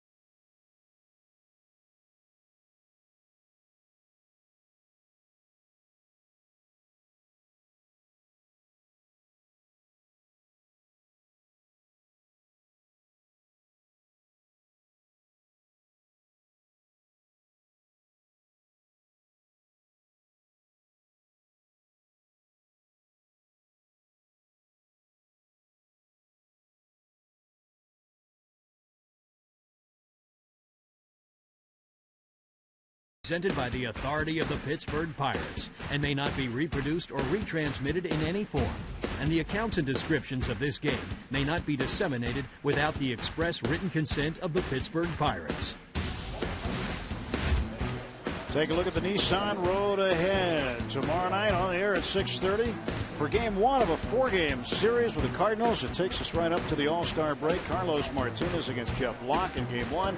Friday, Lance Lynn and Garrett Cole. John Lackey and A.J. Burnett Saturday.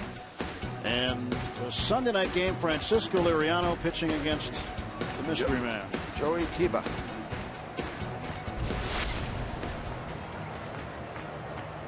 And 2-1. Padres with 5 hits. Pirates with just 1. Top of the 7th inning. Look at the UPMC scoreboard. Deolis Guerra on now for his 4th major league appearance. Already got himself a win.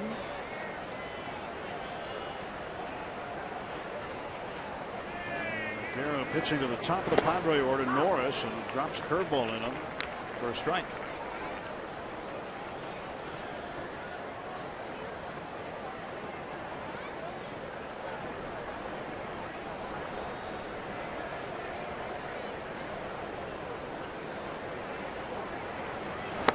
Swing and a miss, strike 2. Norris is single in the 5th, but he has struck out twice tonight. High curve, low fastball. From 0-2. We'll hold him right there, Diolis. We've been doing some late inning magic. 0-2 pitch. Watch out. Good thing for the fence in front of the Pirate dugout. His last appearance, the 30th of June. 3 innings, gave up 3 hits, no runs, struck out 3, and got his first major league win after a very long road to the minor leagues. Broken back, grounded to 3rd. Wow. Let's go back to our Root Sports studios right now for this game break.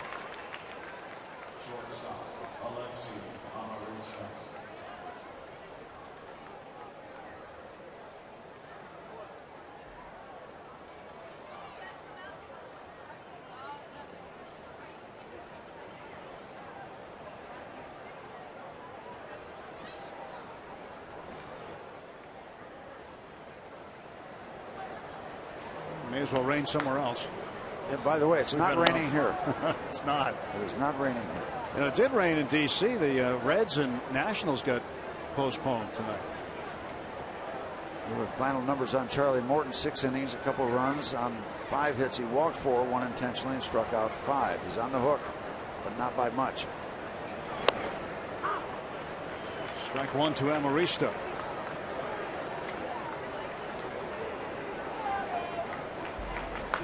You're a fisherman. You don't want to have a fish swallow the hook. That's a lot of work. Yeah, you lose the hook. It's not good for anybody, including the fish. Really not good for the fish.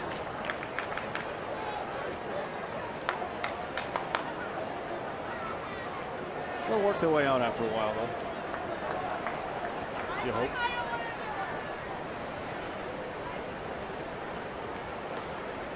Two-one.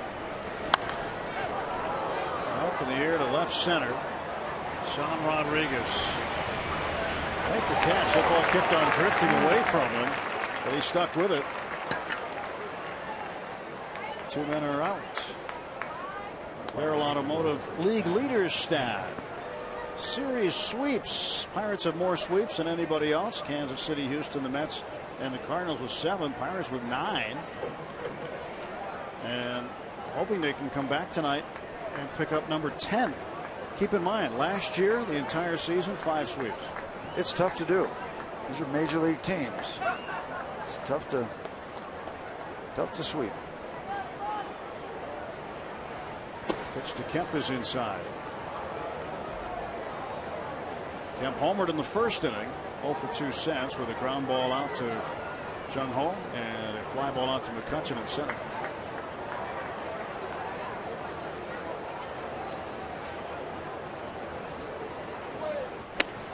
Two balls and no strikes.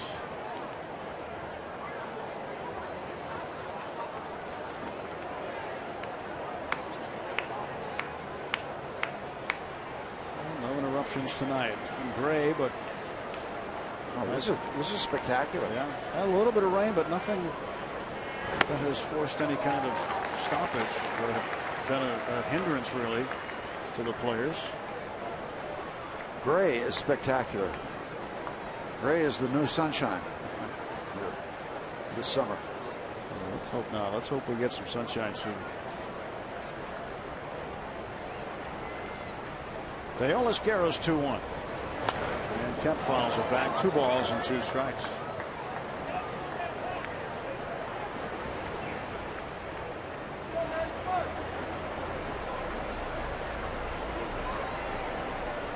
more interesting offseason moves, especially within the National League Western Division when Kemp went from the Dodgers to the Padres. Came up with the Dodgers to the minor leagues. This is his first year outside that organization.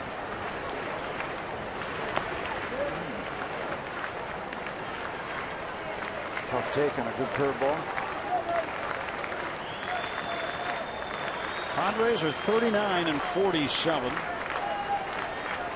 There's Clint Barnes, who will play primarily against left-handed pitching, as he did last night. And last night the fans welcomed him back. The PA blared his former walk-up song here, "Don't Stop Believing" by Journey, and he got a great ovation. Yeah, it was nice. Well done. Swing and a miss, and down on strikes goes Kemp. Clean inning for Dale Esguerra. Stretch time at PNC Park, middle of the 7th. Padres 2, Pirates 1. We'll keep you right here and take you around the ballpark.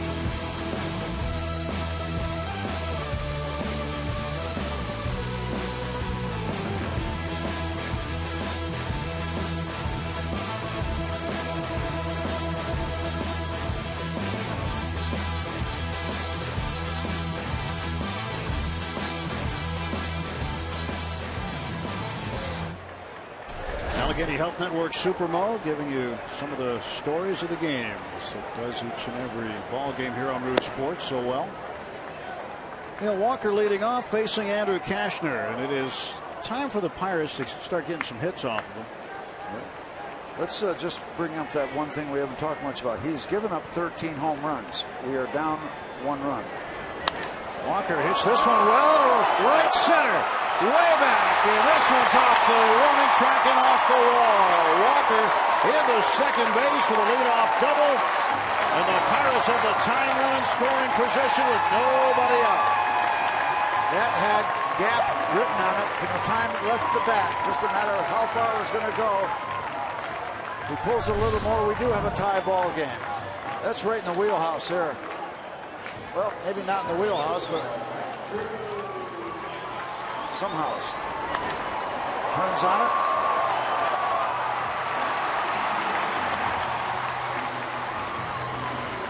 He had thoughts about 3, but you don't want to be thrown out at third base no matter what the score is, and it's a tight ball game. Andrew McCutchen at the plate.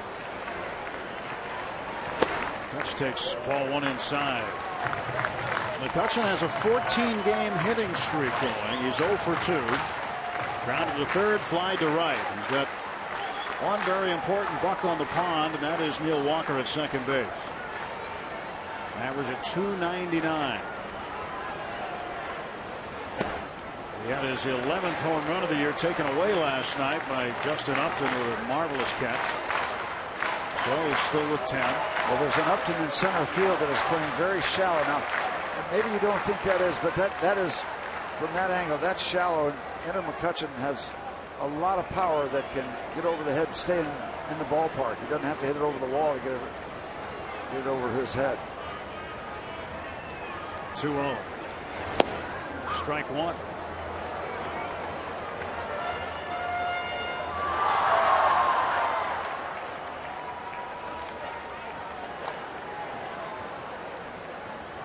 Moore warming up. Brandon Moore pitched in game 1 Monday.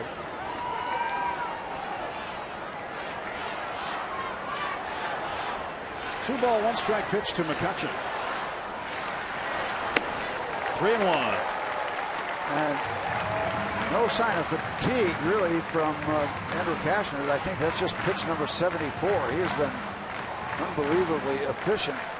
I mentioned the 15 in a row before that double. But it is a one-run game.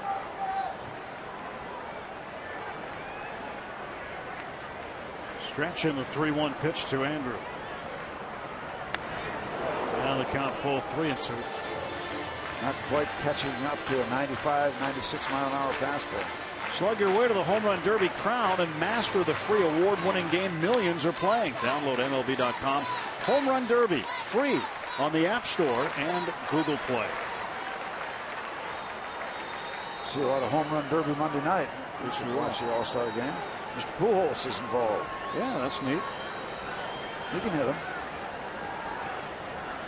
Payoff pitch. Andrew looking for heat, got the breaking ball, but managed to stay alive, keep the at-bat alive. Well, it'd be nice to see Pujols in an Angels uniform. I'm glad he's in one. We saw him hit too many home runs here. He did a lot of damage. He was with the Cardinals. Well, how many opportunities are you going to get against Mr. Cashner? Not many, and here it is. This might be the one. Battle going on. Again, staying away from the heat. Again, Andrew staying alive. Cashner is susceptible to giving up the home runs. He's given up 13. You look at their staff. Ian Kennedy has given up 18. Last night's starting pitcher Tyson Ross doesn't give up too many. James Shields has given up 17. So Shields and Kennedy among the National League leaders in home runs given up for the Padres staff. You got to figure a good bit of them are away from that big ballpark in San Diego. Ball 4. Well, there's good plate presence, and it's so tempting to take a shot. Maybe the ball game on the line. Andrew with good discipline, and Pirates had another base runner. Well, the infield will get together in the conference room. Darren Bosley, the pitching coach, will come out. And the Pirates now threatening with nobody out and runners at first and second. Jung Ho Kang last night with Walker aboard. And the Pirates down a run. Shot this one. And look at the ball. Took a turn on Kemp. Walker took a funny turn himself, but ended up scoring upright.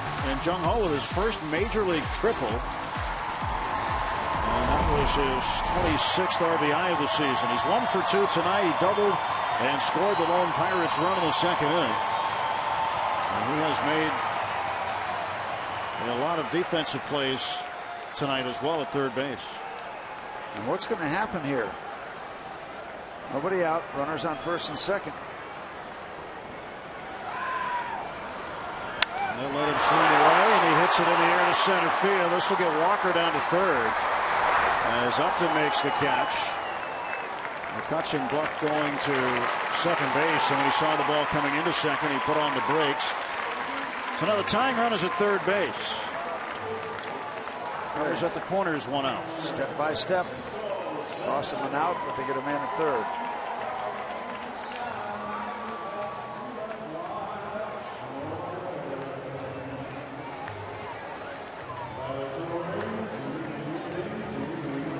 So relaxing when Cervelli comes to the plate, isn't it? It's mellow. Just calms you down. Calms him down. That's why he's picked this song as his walk-up song. Why don't they do something by the Ray Conniff Singers then? No, they like this song. Just let's see if he can make some beautiful music here. Get a run in. Check swing, foul ball. Anybody under the age of 40 sing Ray who? Maybe under the age of 50.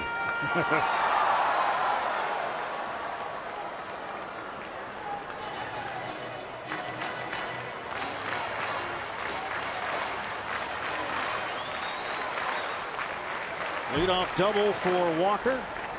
McCutchen walked. 1 out. 0-1 to Cervelli. Cashner's pitch is low. Might have lost a little footing there. Might have slipped a little bit. He's doing some repairs. Really, the mound should be pretty good right now. There hasn't been much damage to it. Let's check it out. Well, maybe just a minor give there as he came down with the front foot.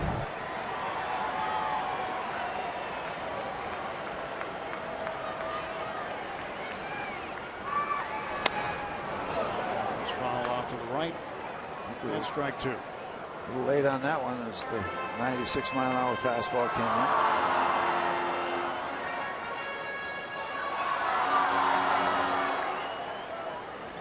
Francisco Cervelli played Monday. He was hit by a pitch, went 0 for 3 otherwise. And now Kevin Quackenbush has joined Brandon Marr in the Padre bullpen. 1-2 count. He has struck out 5.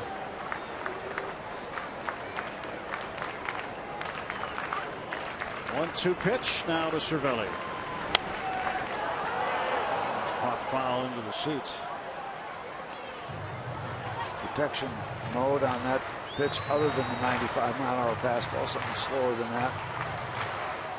And you wonder if Cashner is going to come back with that fastball that Francisco was very late on the swing. He's barely getting some part of it over into the Padre dugout. This is a absolutely key at bat. Now we're going to keep an eye on Andrew. Pirates really haven't had an opportunity to utilize the running game, and down a run. And Norris throws extremely well. He does. 1-2 pitch to Cervelli. Inside, 2-2. This is a grind. This is a real grind. I mean, you don't have to be a genius to know the ball game. Good chance the ball game's in the balance right here in terms of the Padres maintaining their lead, or the Pirates getting a chance to start over.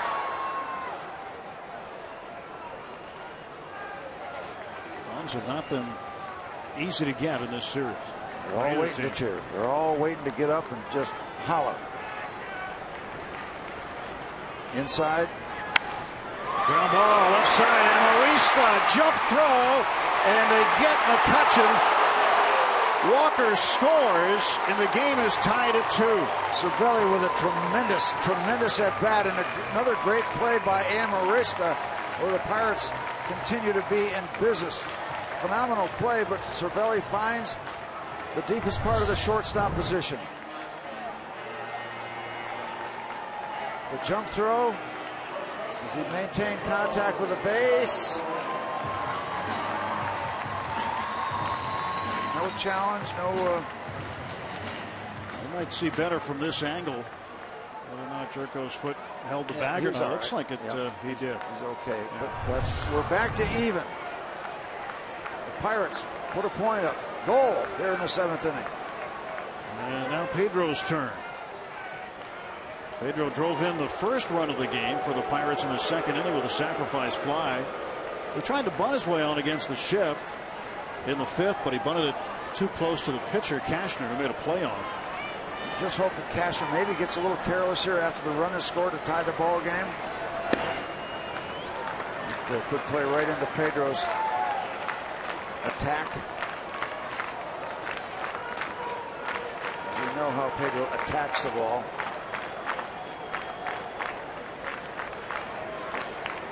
Pedro has homered off of Cashner before. He's 2 for 8 career against him. And one of those 2 left the yard. 2 balls and no strikes now to Pedro Alvarez. And the count continues to go in his favor. Now Cashner's good enough where he decides to, he doesn't have to really give in and throw a fastball, but Pedro's going to be looking for that.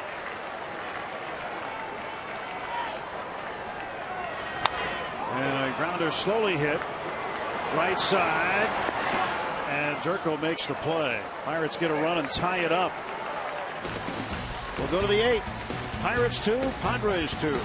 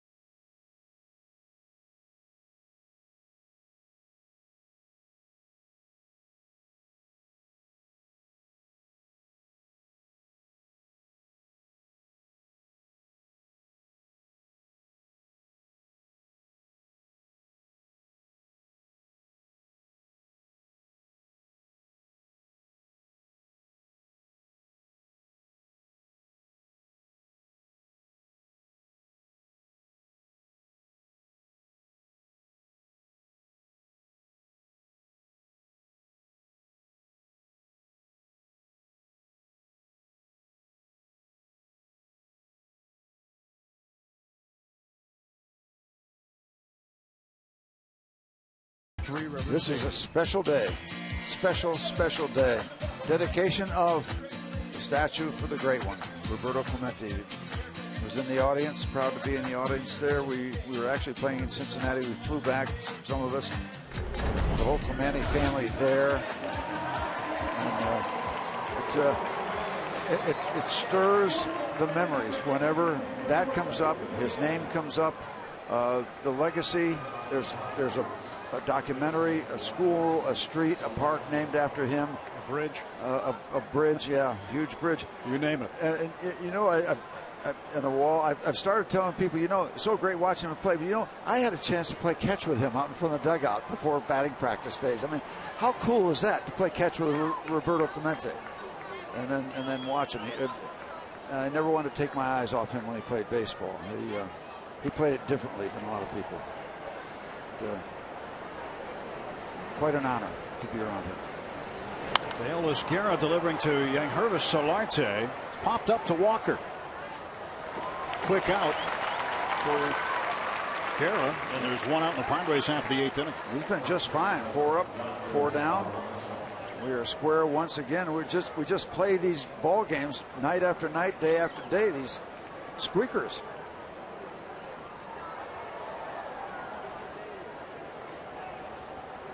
Andrew Cashner has had a heck of a night on the hill. He's been very, very good.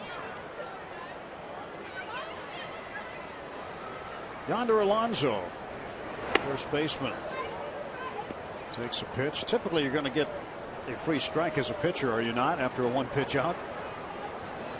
A lot of the time. And just when you think it's going to be automatic, you put it in there. Baya.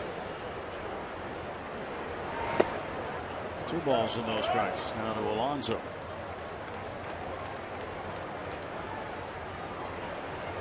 See 3 infielders on the right side. Jung Ho Gung alone on the left. Outfield straight up. 2-0. And Alonso shows bunt. He was going to take his base hit there, but took a strike instead. Tons of room down that third base side. Yep. That's a free walk in the park if you get it just on the grass past the mound. Just to the left of the driveway, there's a lot of lawn.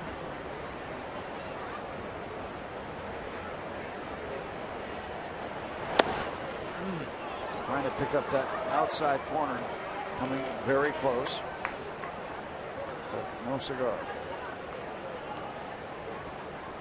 Don't want any more Padre base runners. None for the rest of the evening. I like our chances if that happens. Just barely missing. And still on that outer half, right on the edge, and Alonso fouling it off.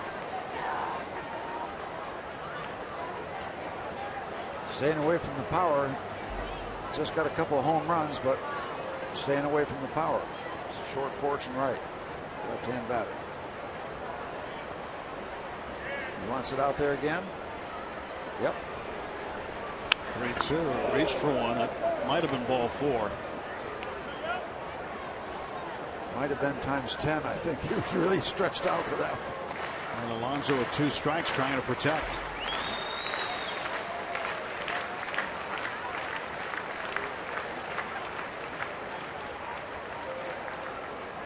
Three balls and 2 strikes to the Padre first baseman.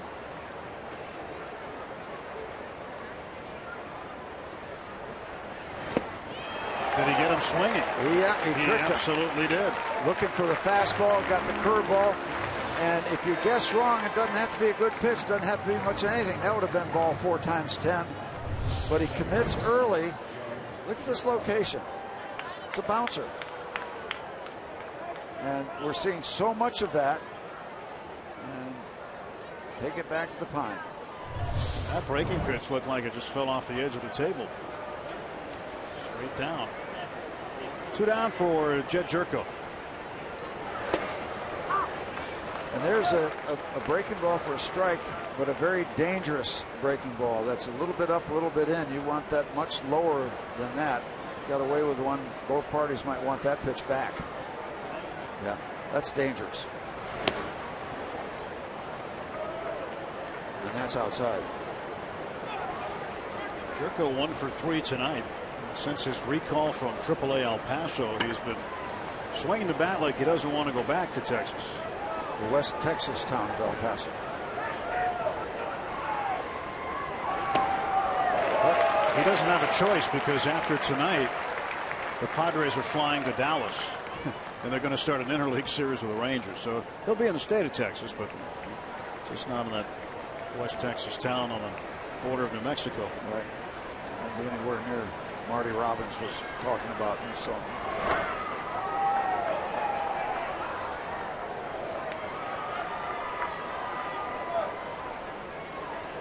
Two and 2 the count to Jed Jerko. 2 down and the base is empty. So far, very good work from Willis Guerra. 5 up, 5 down. 2 ball, 2 strike delivery.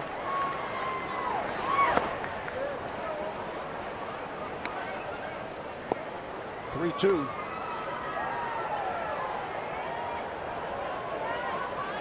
Checking on the pen. Yep, they want one more out from Willis Guerra. One more out. Get somebody up.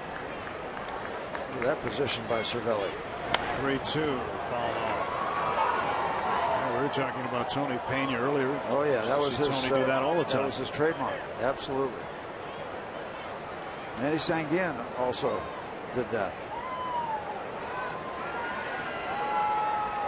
See that now, catchers will do it with nobody on base. Archimedes Caminero got the call. There we go. Not quite so far. Ground ball to short. Mercer circling behind it, throwing on the run. Nice job. 6 up and 6 down for Guerra over 2 innings. 2-2 heading to the bottom of the 8th.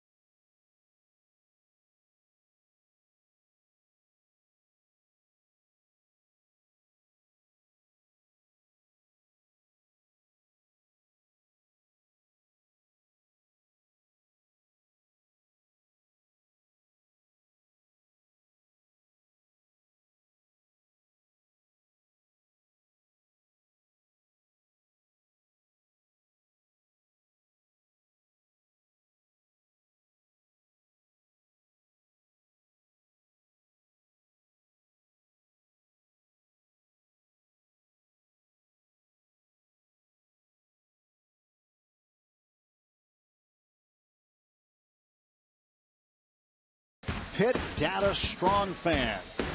And you just might see yourself in an upcoming telecast. It's brought to you by T-Mobile.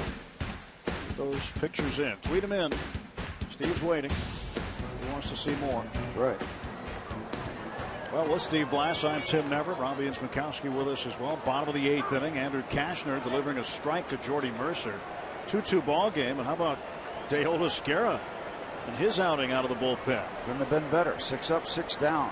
Struck out 2. And 2 pop-ups and 2 ground ball outs. Jordy's 0 for 2. He's gone down on strikes twice. Last time looking in the 5th inning.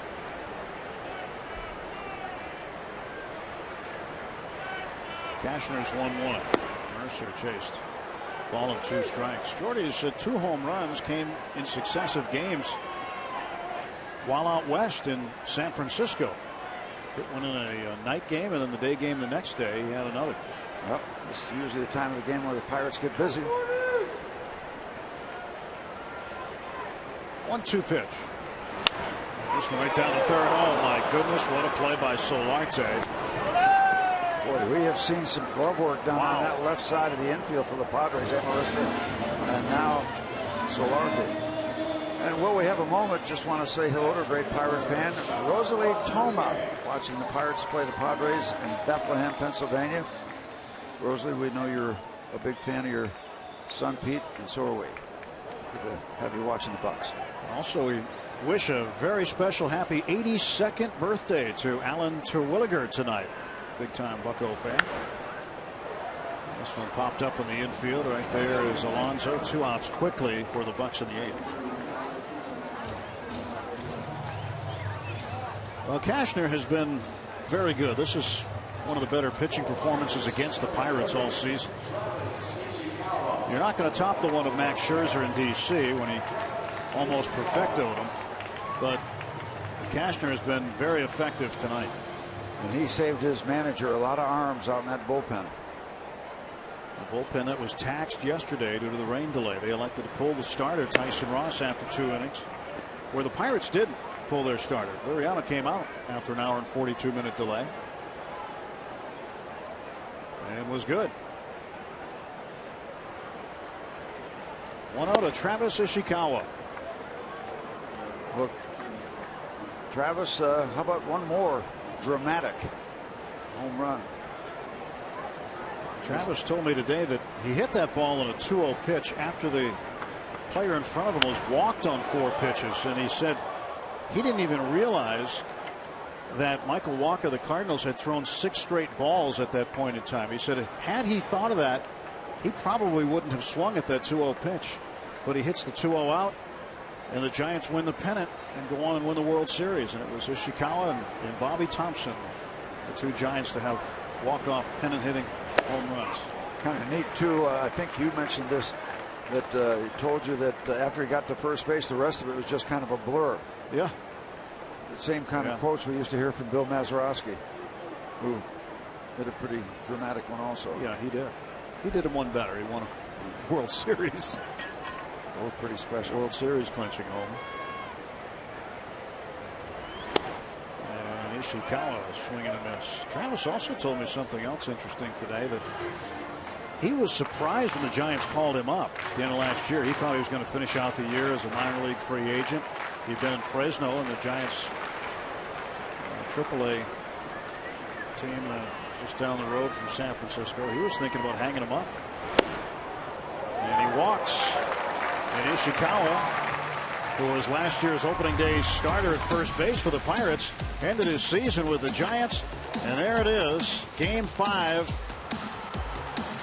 He didn't know he had it all the way until it was out. So the ball doesn't carry well in San Francisco at night. Jubilation right there. Jubilation. All those people just turned into 12-year-old little leaguers having a good time. I'm sure the Cardinals won't be too excited to see Ishikawa tomorrow. Gee. Well, Polanco takes a strike on the corner. You know, if you can't write a script, but if Gregory could do exactly what he did last night, You're going to hear a lot of noise in this ballpark. They just hit that rocket, a rocket to the notch. Cashner at 100 pitches now. Ishikawa off of first base, 2 down. And the pitch low to Polanco. You know, one of the neat things about that triple last night too, after you knew it was going, it was hard to either watch the ball or watch him run. It might have been the most comfortable triple you could imagine, with those long strides just chewing up real estate. Well, when he gets into full stride, it's like watching a thoroughbred run. And Polanco hits one well to right field. Way back, it's off the top of the wall. Ishikawa is going to get waved home. Here comes the relay. The throw here is safe! Ishikawa scores from first on a Polanco double. Pirates lead 3-2. It's the Pirates' time of the ball game. Night after night after night. This ball almost got out of there. Kemp took the bounce, got it into the cutoff man. And for the third time tonight, the Pirates take a shot on a base pass and win. That close to getting out of here. There's Kemp. There's the relay. On the bounce, the throw, the slide, the run as the ball gets away, moot point. Look at, he knows where he's got to go in the back of the catcher. He's safe before the ball gets away, if indeed he ever had it. And from that shot, great camera work, he never did have it. And now they want to make sure that Norris is all right. This Pittsburgh Pirate baseball team scratching and clawing every single night. And it's not over. Certainly not over. But, wow. Polanco again hits it as hard as you possibly can. You owe yourself a smile, young man. There's the bounce. That close to a home run. The relay. And there's the baseball. Another great shot. Just taking all the drama out of it and just lighting up this crowd. See Walker there telling him which direction to slide. Ball's gone. We saw Gunn earlier running around, taking shots, risking something on the base pass and succeeding, and they do it for the third time. Gunn twice, and now Ishikawa. So he finds a way to put the Pirates in a very good position. Well, he is absolutely thrilled to be back here in Pittsburgh. He was surprised, totally surprised when the Giants called him and said, hey, you're heading out east. And that's a long trip around the base pass. Yeah. But with 2 outs, contact, you're out of here. You're in motion. So Polanco does it in the bottom of the 8th for 2 straight nights.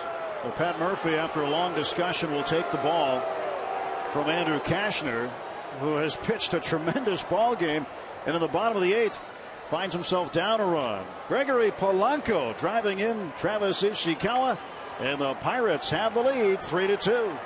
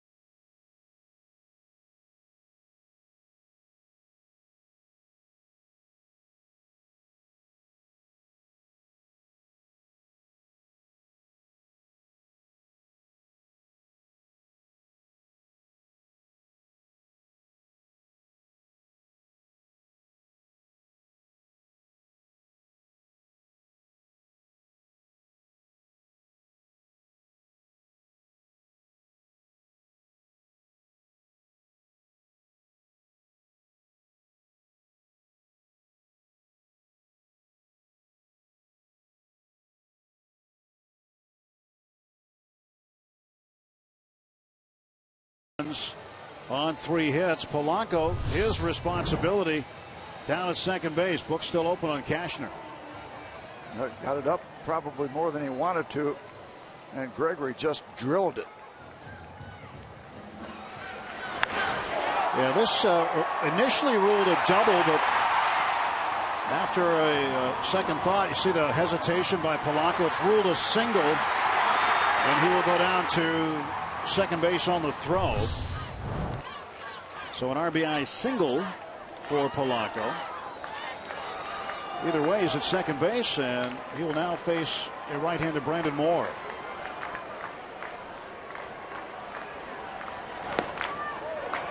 And the pitch goes to the backstop, and down to third base goes Polanco. They've been attending to the Padres catcher, Norris. And this ball gets away, and you always wonder if there's lingering effects. Now with 2 outs, an insurance run at third for Neil Walker. Walker doubled in the 7th and scored the tying run. Is it possible we could get some breathing room? It'd be nice, wouldn't it? It's snug right now. 1 ball, 1 strike to Neil. What a shot in the arm this has got to be for Gregory Polanco last night and tonight. And especially so if it holds up. We don't want to get too far ahead of ourselves, but he's got to be feeling good. And this is why this guy's 3-9. He's pitching his heart out, and they can't do much offensively for him. Strike 2 to Walker. Yeah, at one point in this game, Cashner had retired 15 straight. And how about a 2-out walk to Ishikawa? 2 quick outs, 1 on a really, really nice play. Nothing happening. Walk. Rocket. Pirate lead.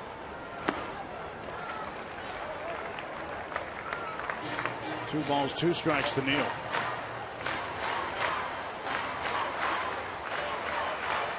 Antonio Bastardo getting ready in the bullpen.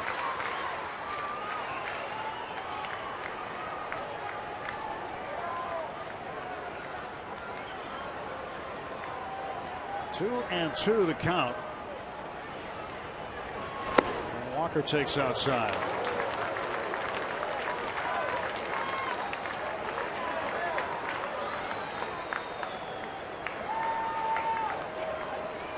Say, why not Mark Melanson? Well, he has appeared in 4 straight ball games for the Pirates. Unavailable tonight. And Walker draws a base on ball.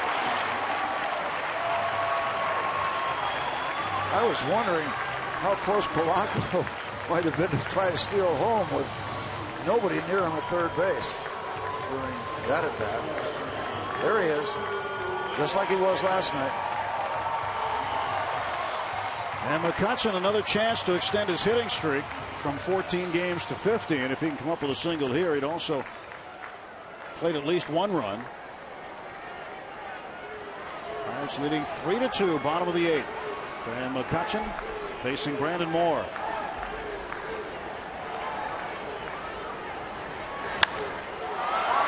Right side, foul.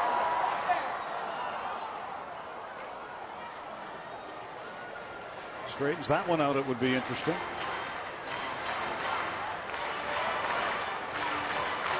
Pirates trying to do tonight what they did last night. You got a leg up on it.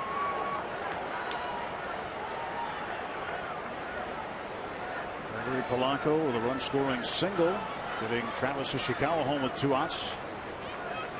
Giving the Pirates the lead. 0-1. 1 ball and 1 strike.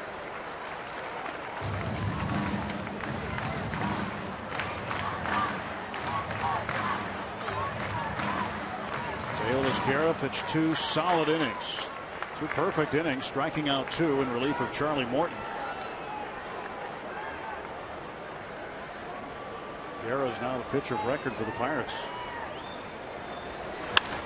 And into left field, a base hit. Polanco scores. It's 4-2. McCutchen extends his career-long hitting streak to 15 games. Once again, how are you liking your Buccos these days?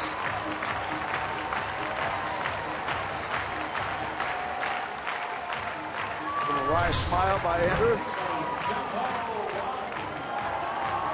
Inside part of the plate. Andrew turns on it. Andrew being Andrew again.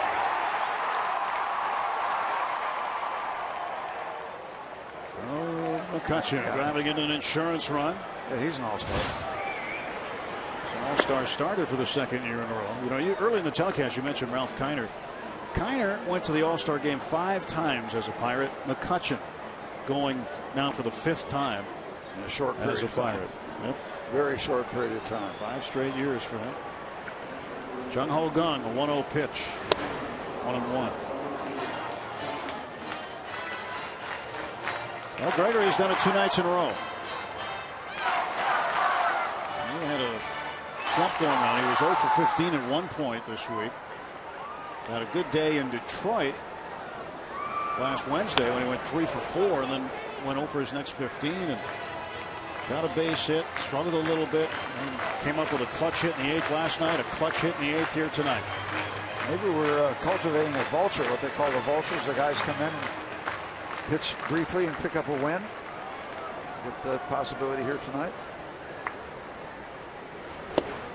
Outside.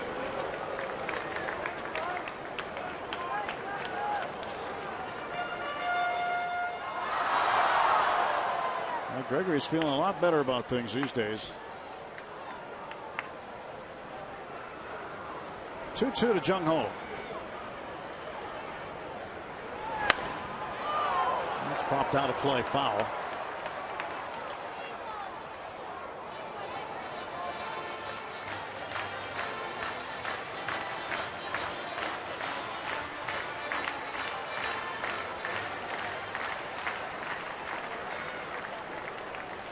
Padres scored in the first and a home run by Matt Kemp, scored in the second.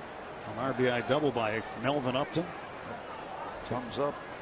A hot shot, that's through. Here comes Walker around third. 5-2. Open up the spigot.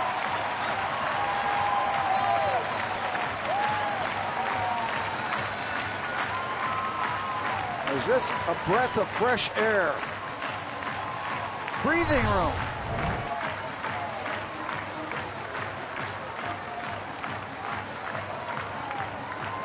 Two hits for Jung Ho Gung.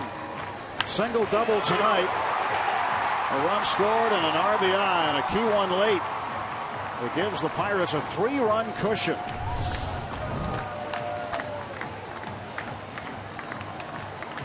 Pat Murphy comes out to get him.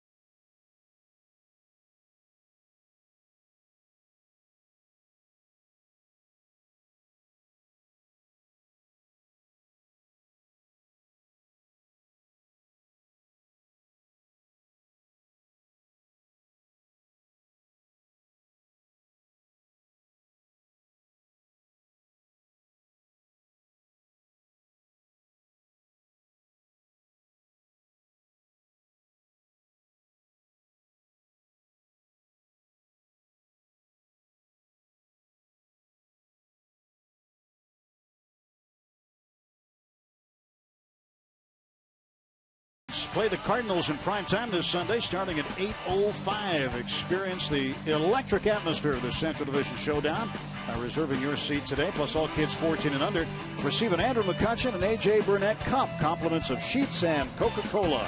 Get your tickets now at Pirates.com. All-star Andrew McCutchen helping the Pirates add on here in the bottom of the 8th inning. And those are ready. The Bruins are out. And the Cubs are starting to come back on the Cardinals. Cardinals had a 4-0 lead, now 4-2. And Kevin Quackenbush will take over for Brendan Moore, who did not register an out, facing 3 batters, giving up 2 hits and a walk. And combined, this is the 30th pitch of the inning. 3 pitchers have thrown here in the bottom of the 8th. The starter, Cashner, and the reliever, Moore, and now Quackenbush.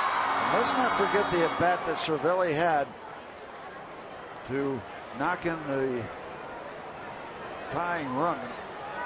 Found a way to keep that at-bat alive. Got it done. In the air to right field. Kept drifting back. He's got room. He'll make the catch. Pirates strand 2, but they get 3. Gregory Polanco drives in the go-ahead run for the 2nd straight night. And the fans loving it at PNC Park. We go to the 9th.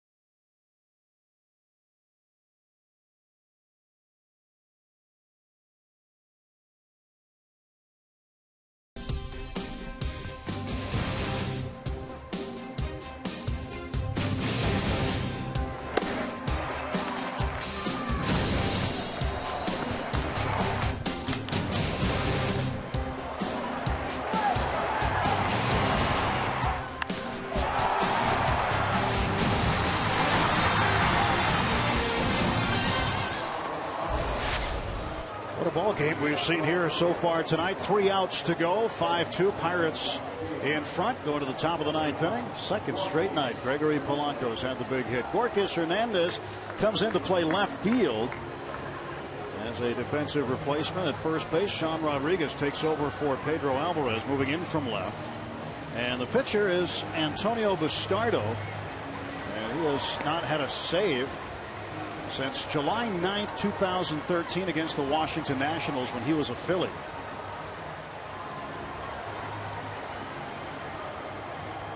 McCutchen, he's been worked out tonight. Pirates grinding out runs. 8th time this year the Pirates have scored at least 5 runs in a game. It'll be, if they get 3 outs and wrap it up, a number of things will happen. It will be their 22nd comeback win of the year. Clint Barnes will hit for Will Venable. Barnes will hit against the left-hander Bastardo, who's been fine with the exception of that outing in Detroit. First pitch, strike call to the corner.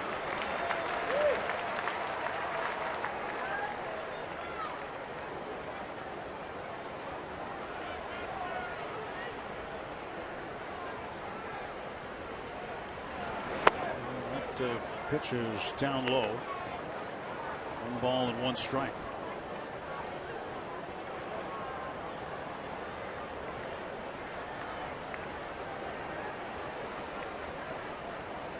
One pitch. A little low. 2 balls and a strike.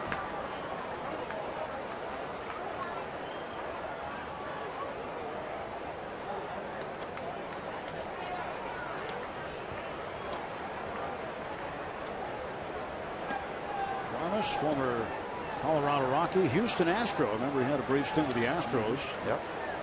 Came to the Pirates and now with the Padres.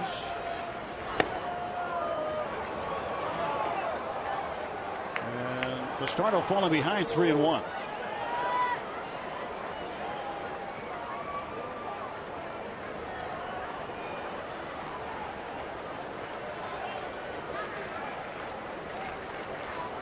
Three ball, 1 strike pitch. Armas fouls it back. That fills the count at 3-2. Pirates have one last series before the All-Star break, and it starts tomorrow as the Cardinals come to town. Catch all of the action here at PNC Park starting at 6:30 with Pirates pregame presented by W.B. Mason on Root Sports. Jeff Locke will oppose Carlos Martinez of the Cardinals tomorrow. Martinez is 9-3 and Locke 5-4, but Jeff's last outing here at PNC Park against the Cleveland Indians. Wow, his best as a major leaguer.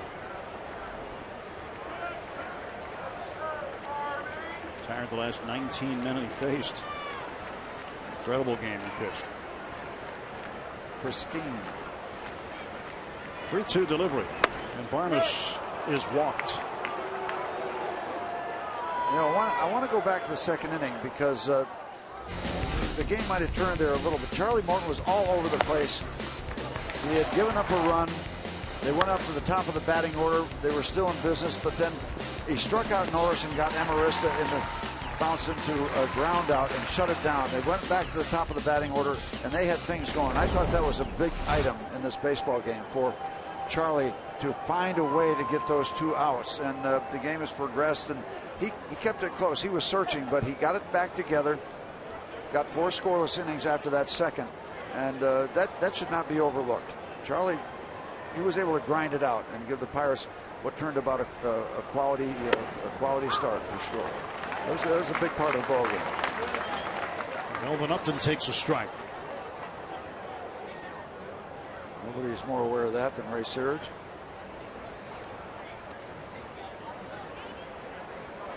Nothing in 1-2 Upton. He had a double in that second inning you're talking about that scored a run. 0-1. Remember, it was a walk, then a double, then a walk to the pitcher. You know, that never has a good feel. And then that takes him up to the top of the batting order. Those 2 outs are big. Yeah, Charlie will get a no decision out of this, but he'll have a quality start. 6 innings and fewer than 3 earned runs. He gave up just 2 earned runs. So another quality start for Charlie. 1-2. Pirates starting pitchers piling up the quality starts.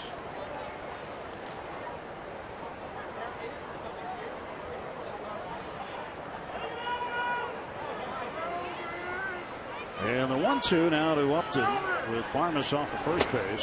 Swung and a miss, strike 3. And that's large after the leadoff walk. You just don't want to let anything get out of hand.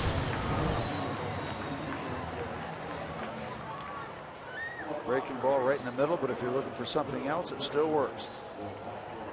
You see the spin.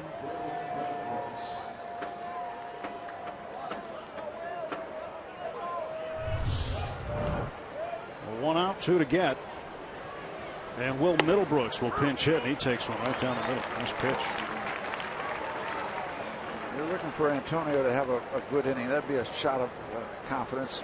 Get him a save. There's some wiggle room for sure, but the whole thing kind of fits for him here in the 9th inning. He seems to be pitching well here at PNC Park. He's made 6 straight scoreless appearances here. And the thing I was talking about in Detroit, that was the 3-run home run, right? And so other than that, he's been on a pretty decent roll. Middlebrooks fouls it back. He didn't allow a run in his inning of work Friday at Cleveland. And he had made 7 straight scoreless appearances prior to giving up that 3-run homer in Detroit.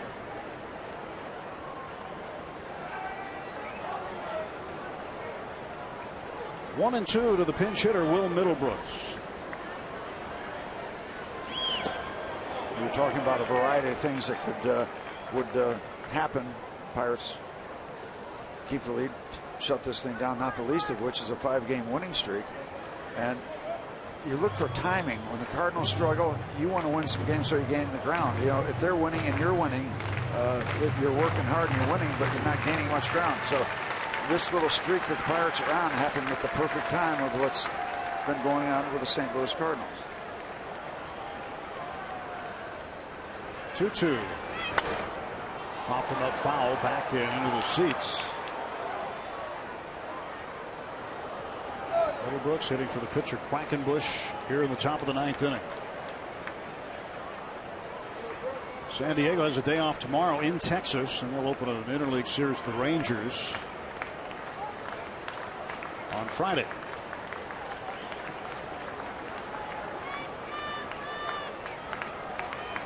Again, the 2-2 from Antonio Bastardo. Middlebrooks fouls it off again.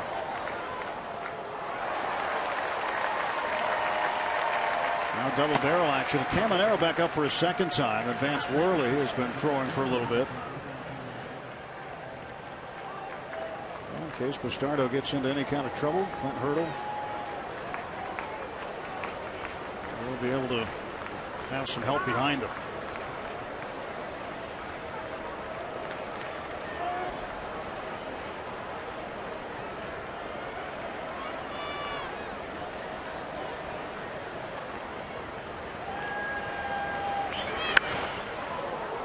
Way down the left side. Middlebrooks giving Bastardo a battle. Middlebrooks did start the game last night at third against the left-hander Liriano. Tim, I have to pinch myself. I keep looking at the scoreboard. We got a 3-run lead. We haven't had this much breathing room, it seems like, in a while. Will this one be playable or not? It's drifting. Yeah, it'll make the seats. For a moment. Bounces back out. Matt Kemp had the first inning home run to start the game off. 2 outs, and he hit it to dead center right over the head of McCutchen into the bushes behind the center field wall. It's becoming quite a battle with Mr. Bastardo and Mr. Middlebrooks. Justin Upton, who did not start.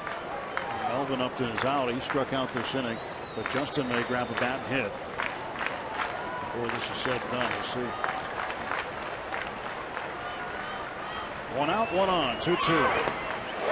Struck him out.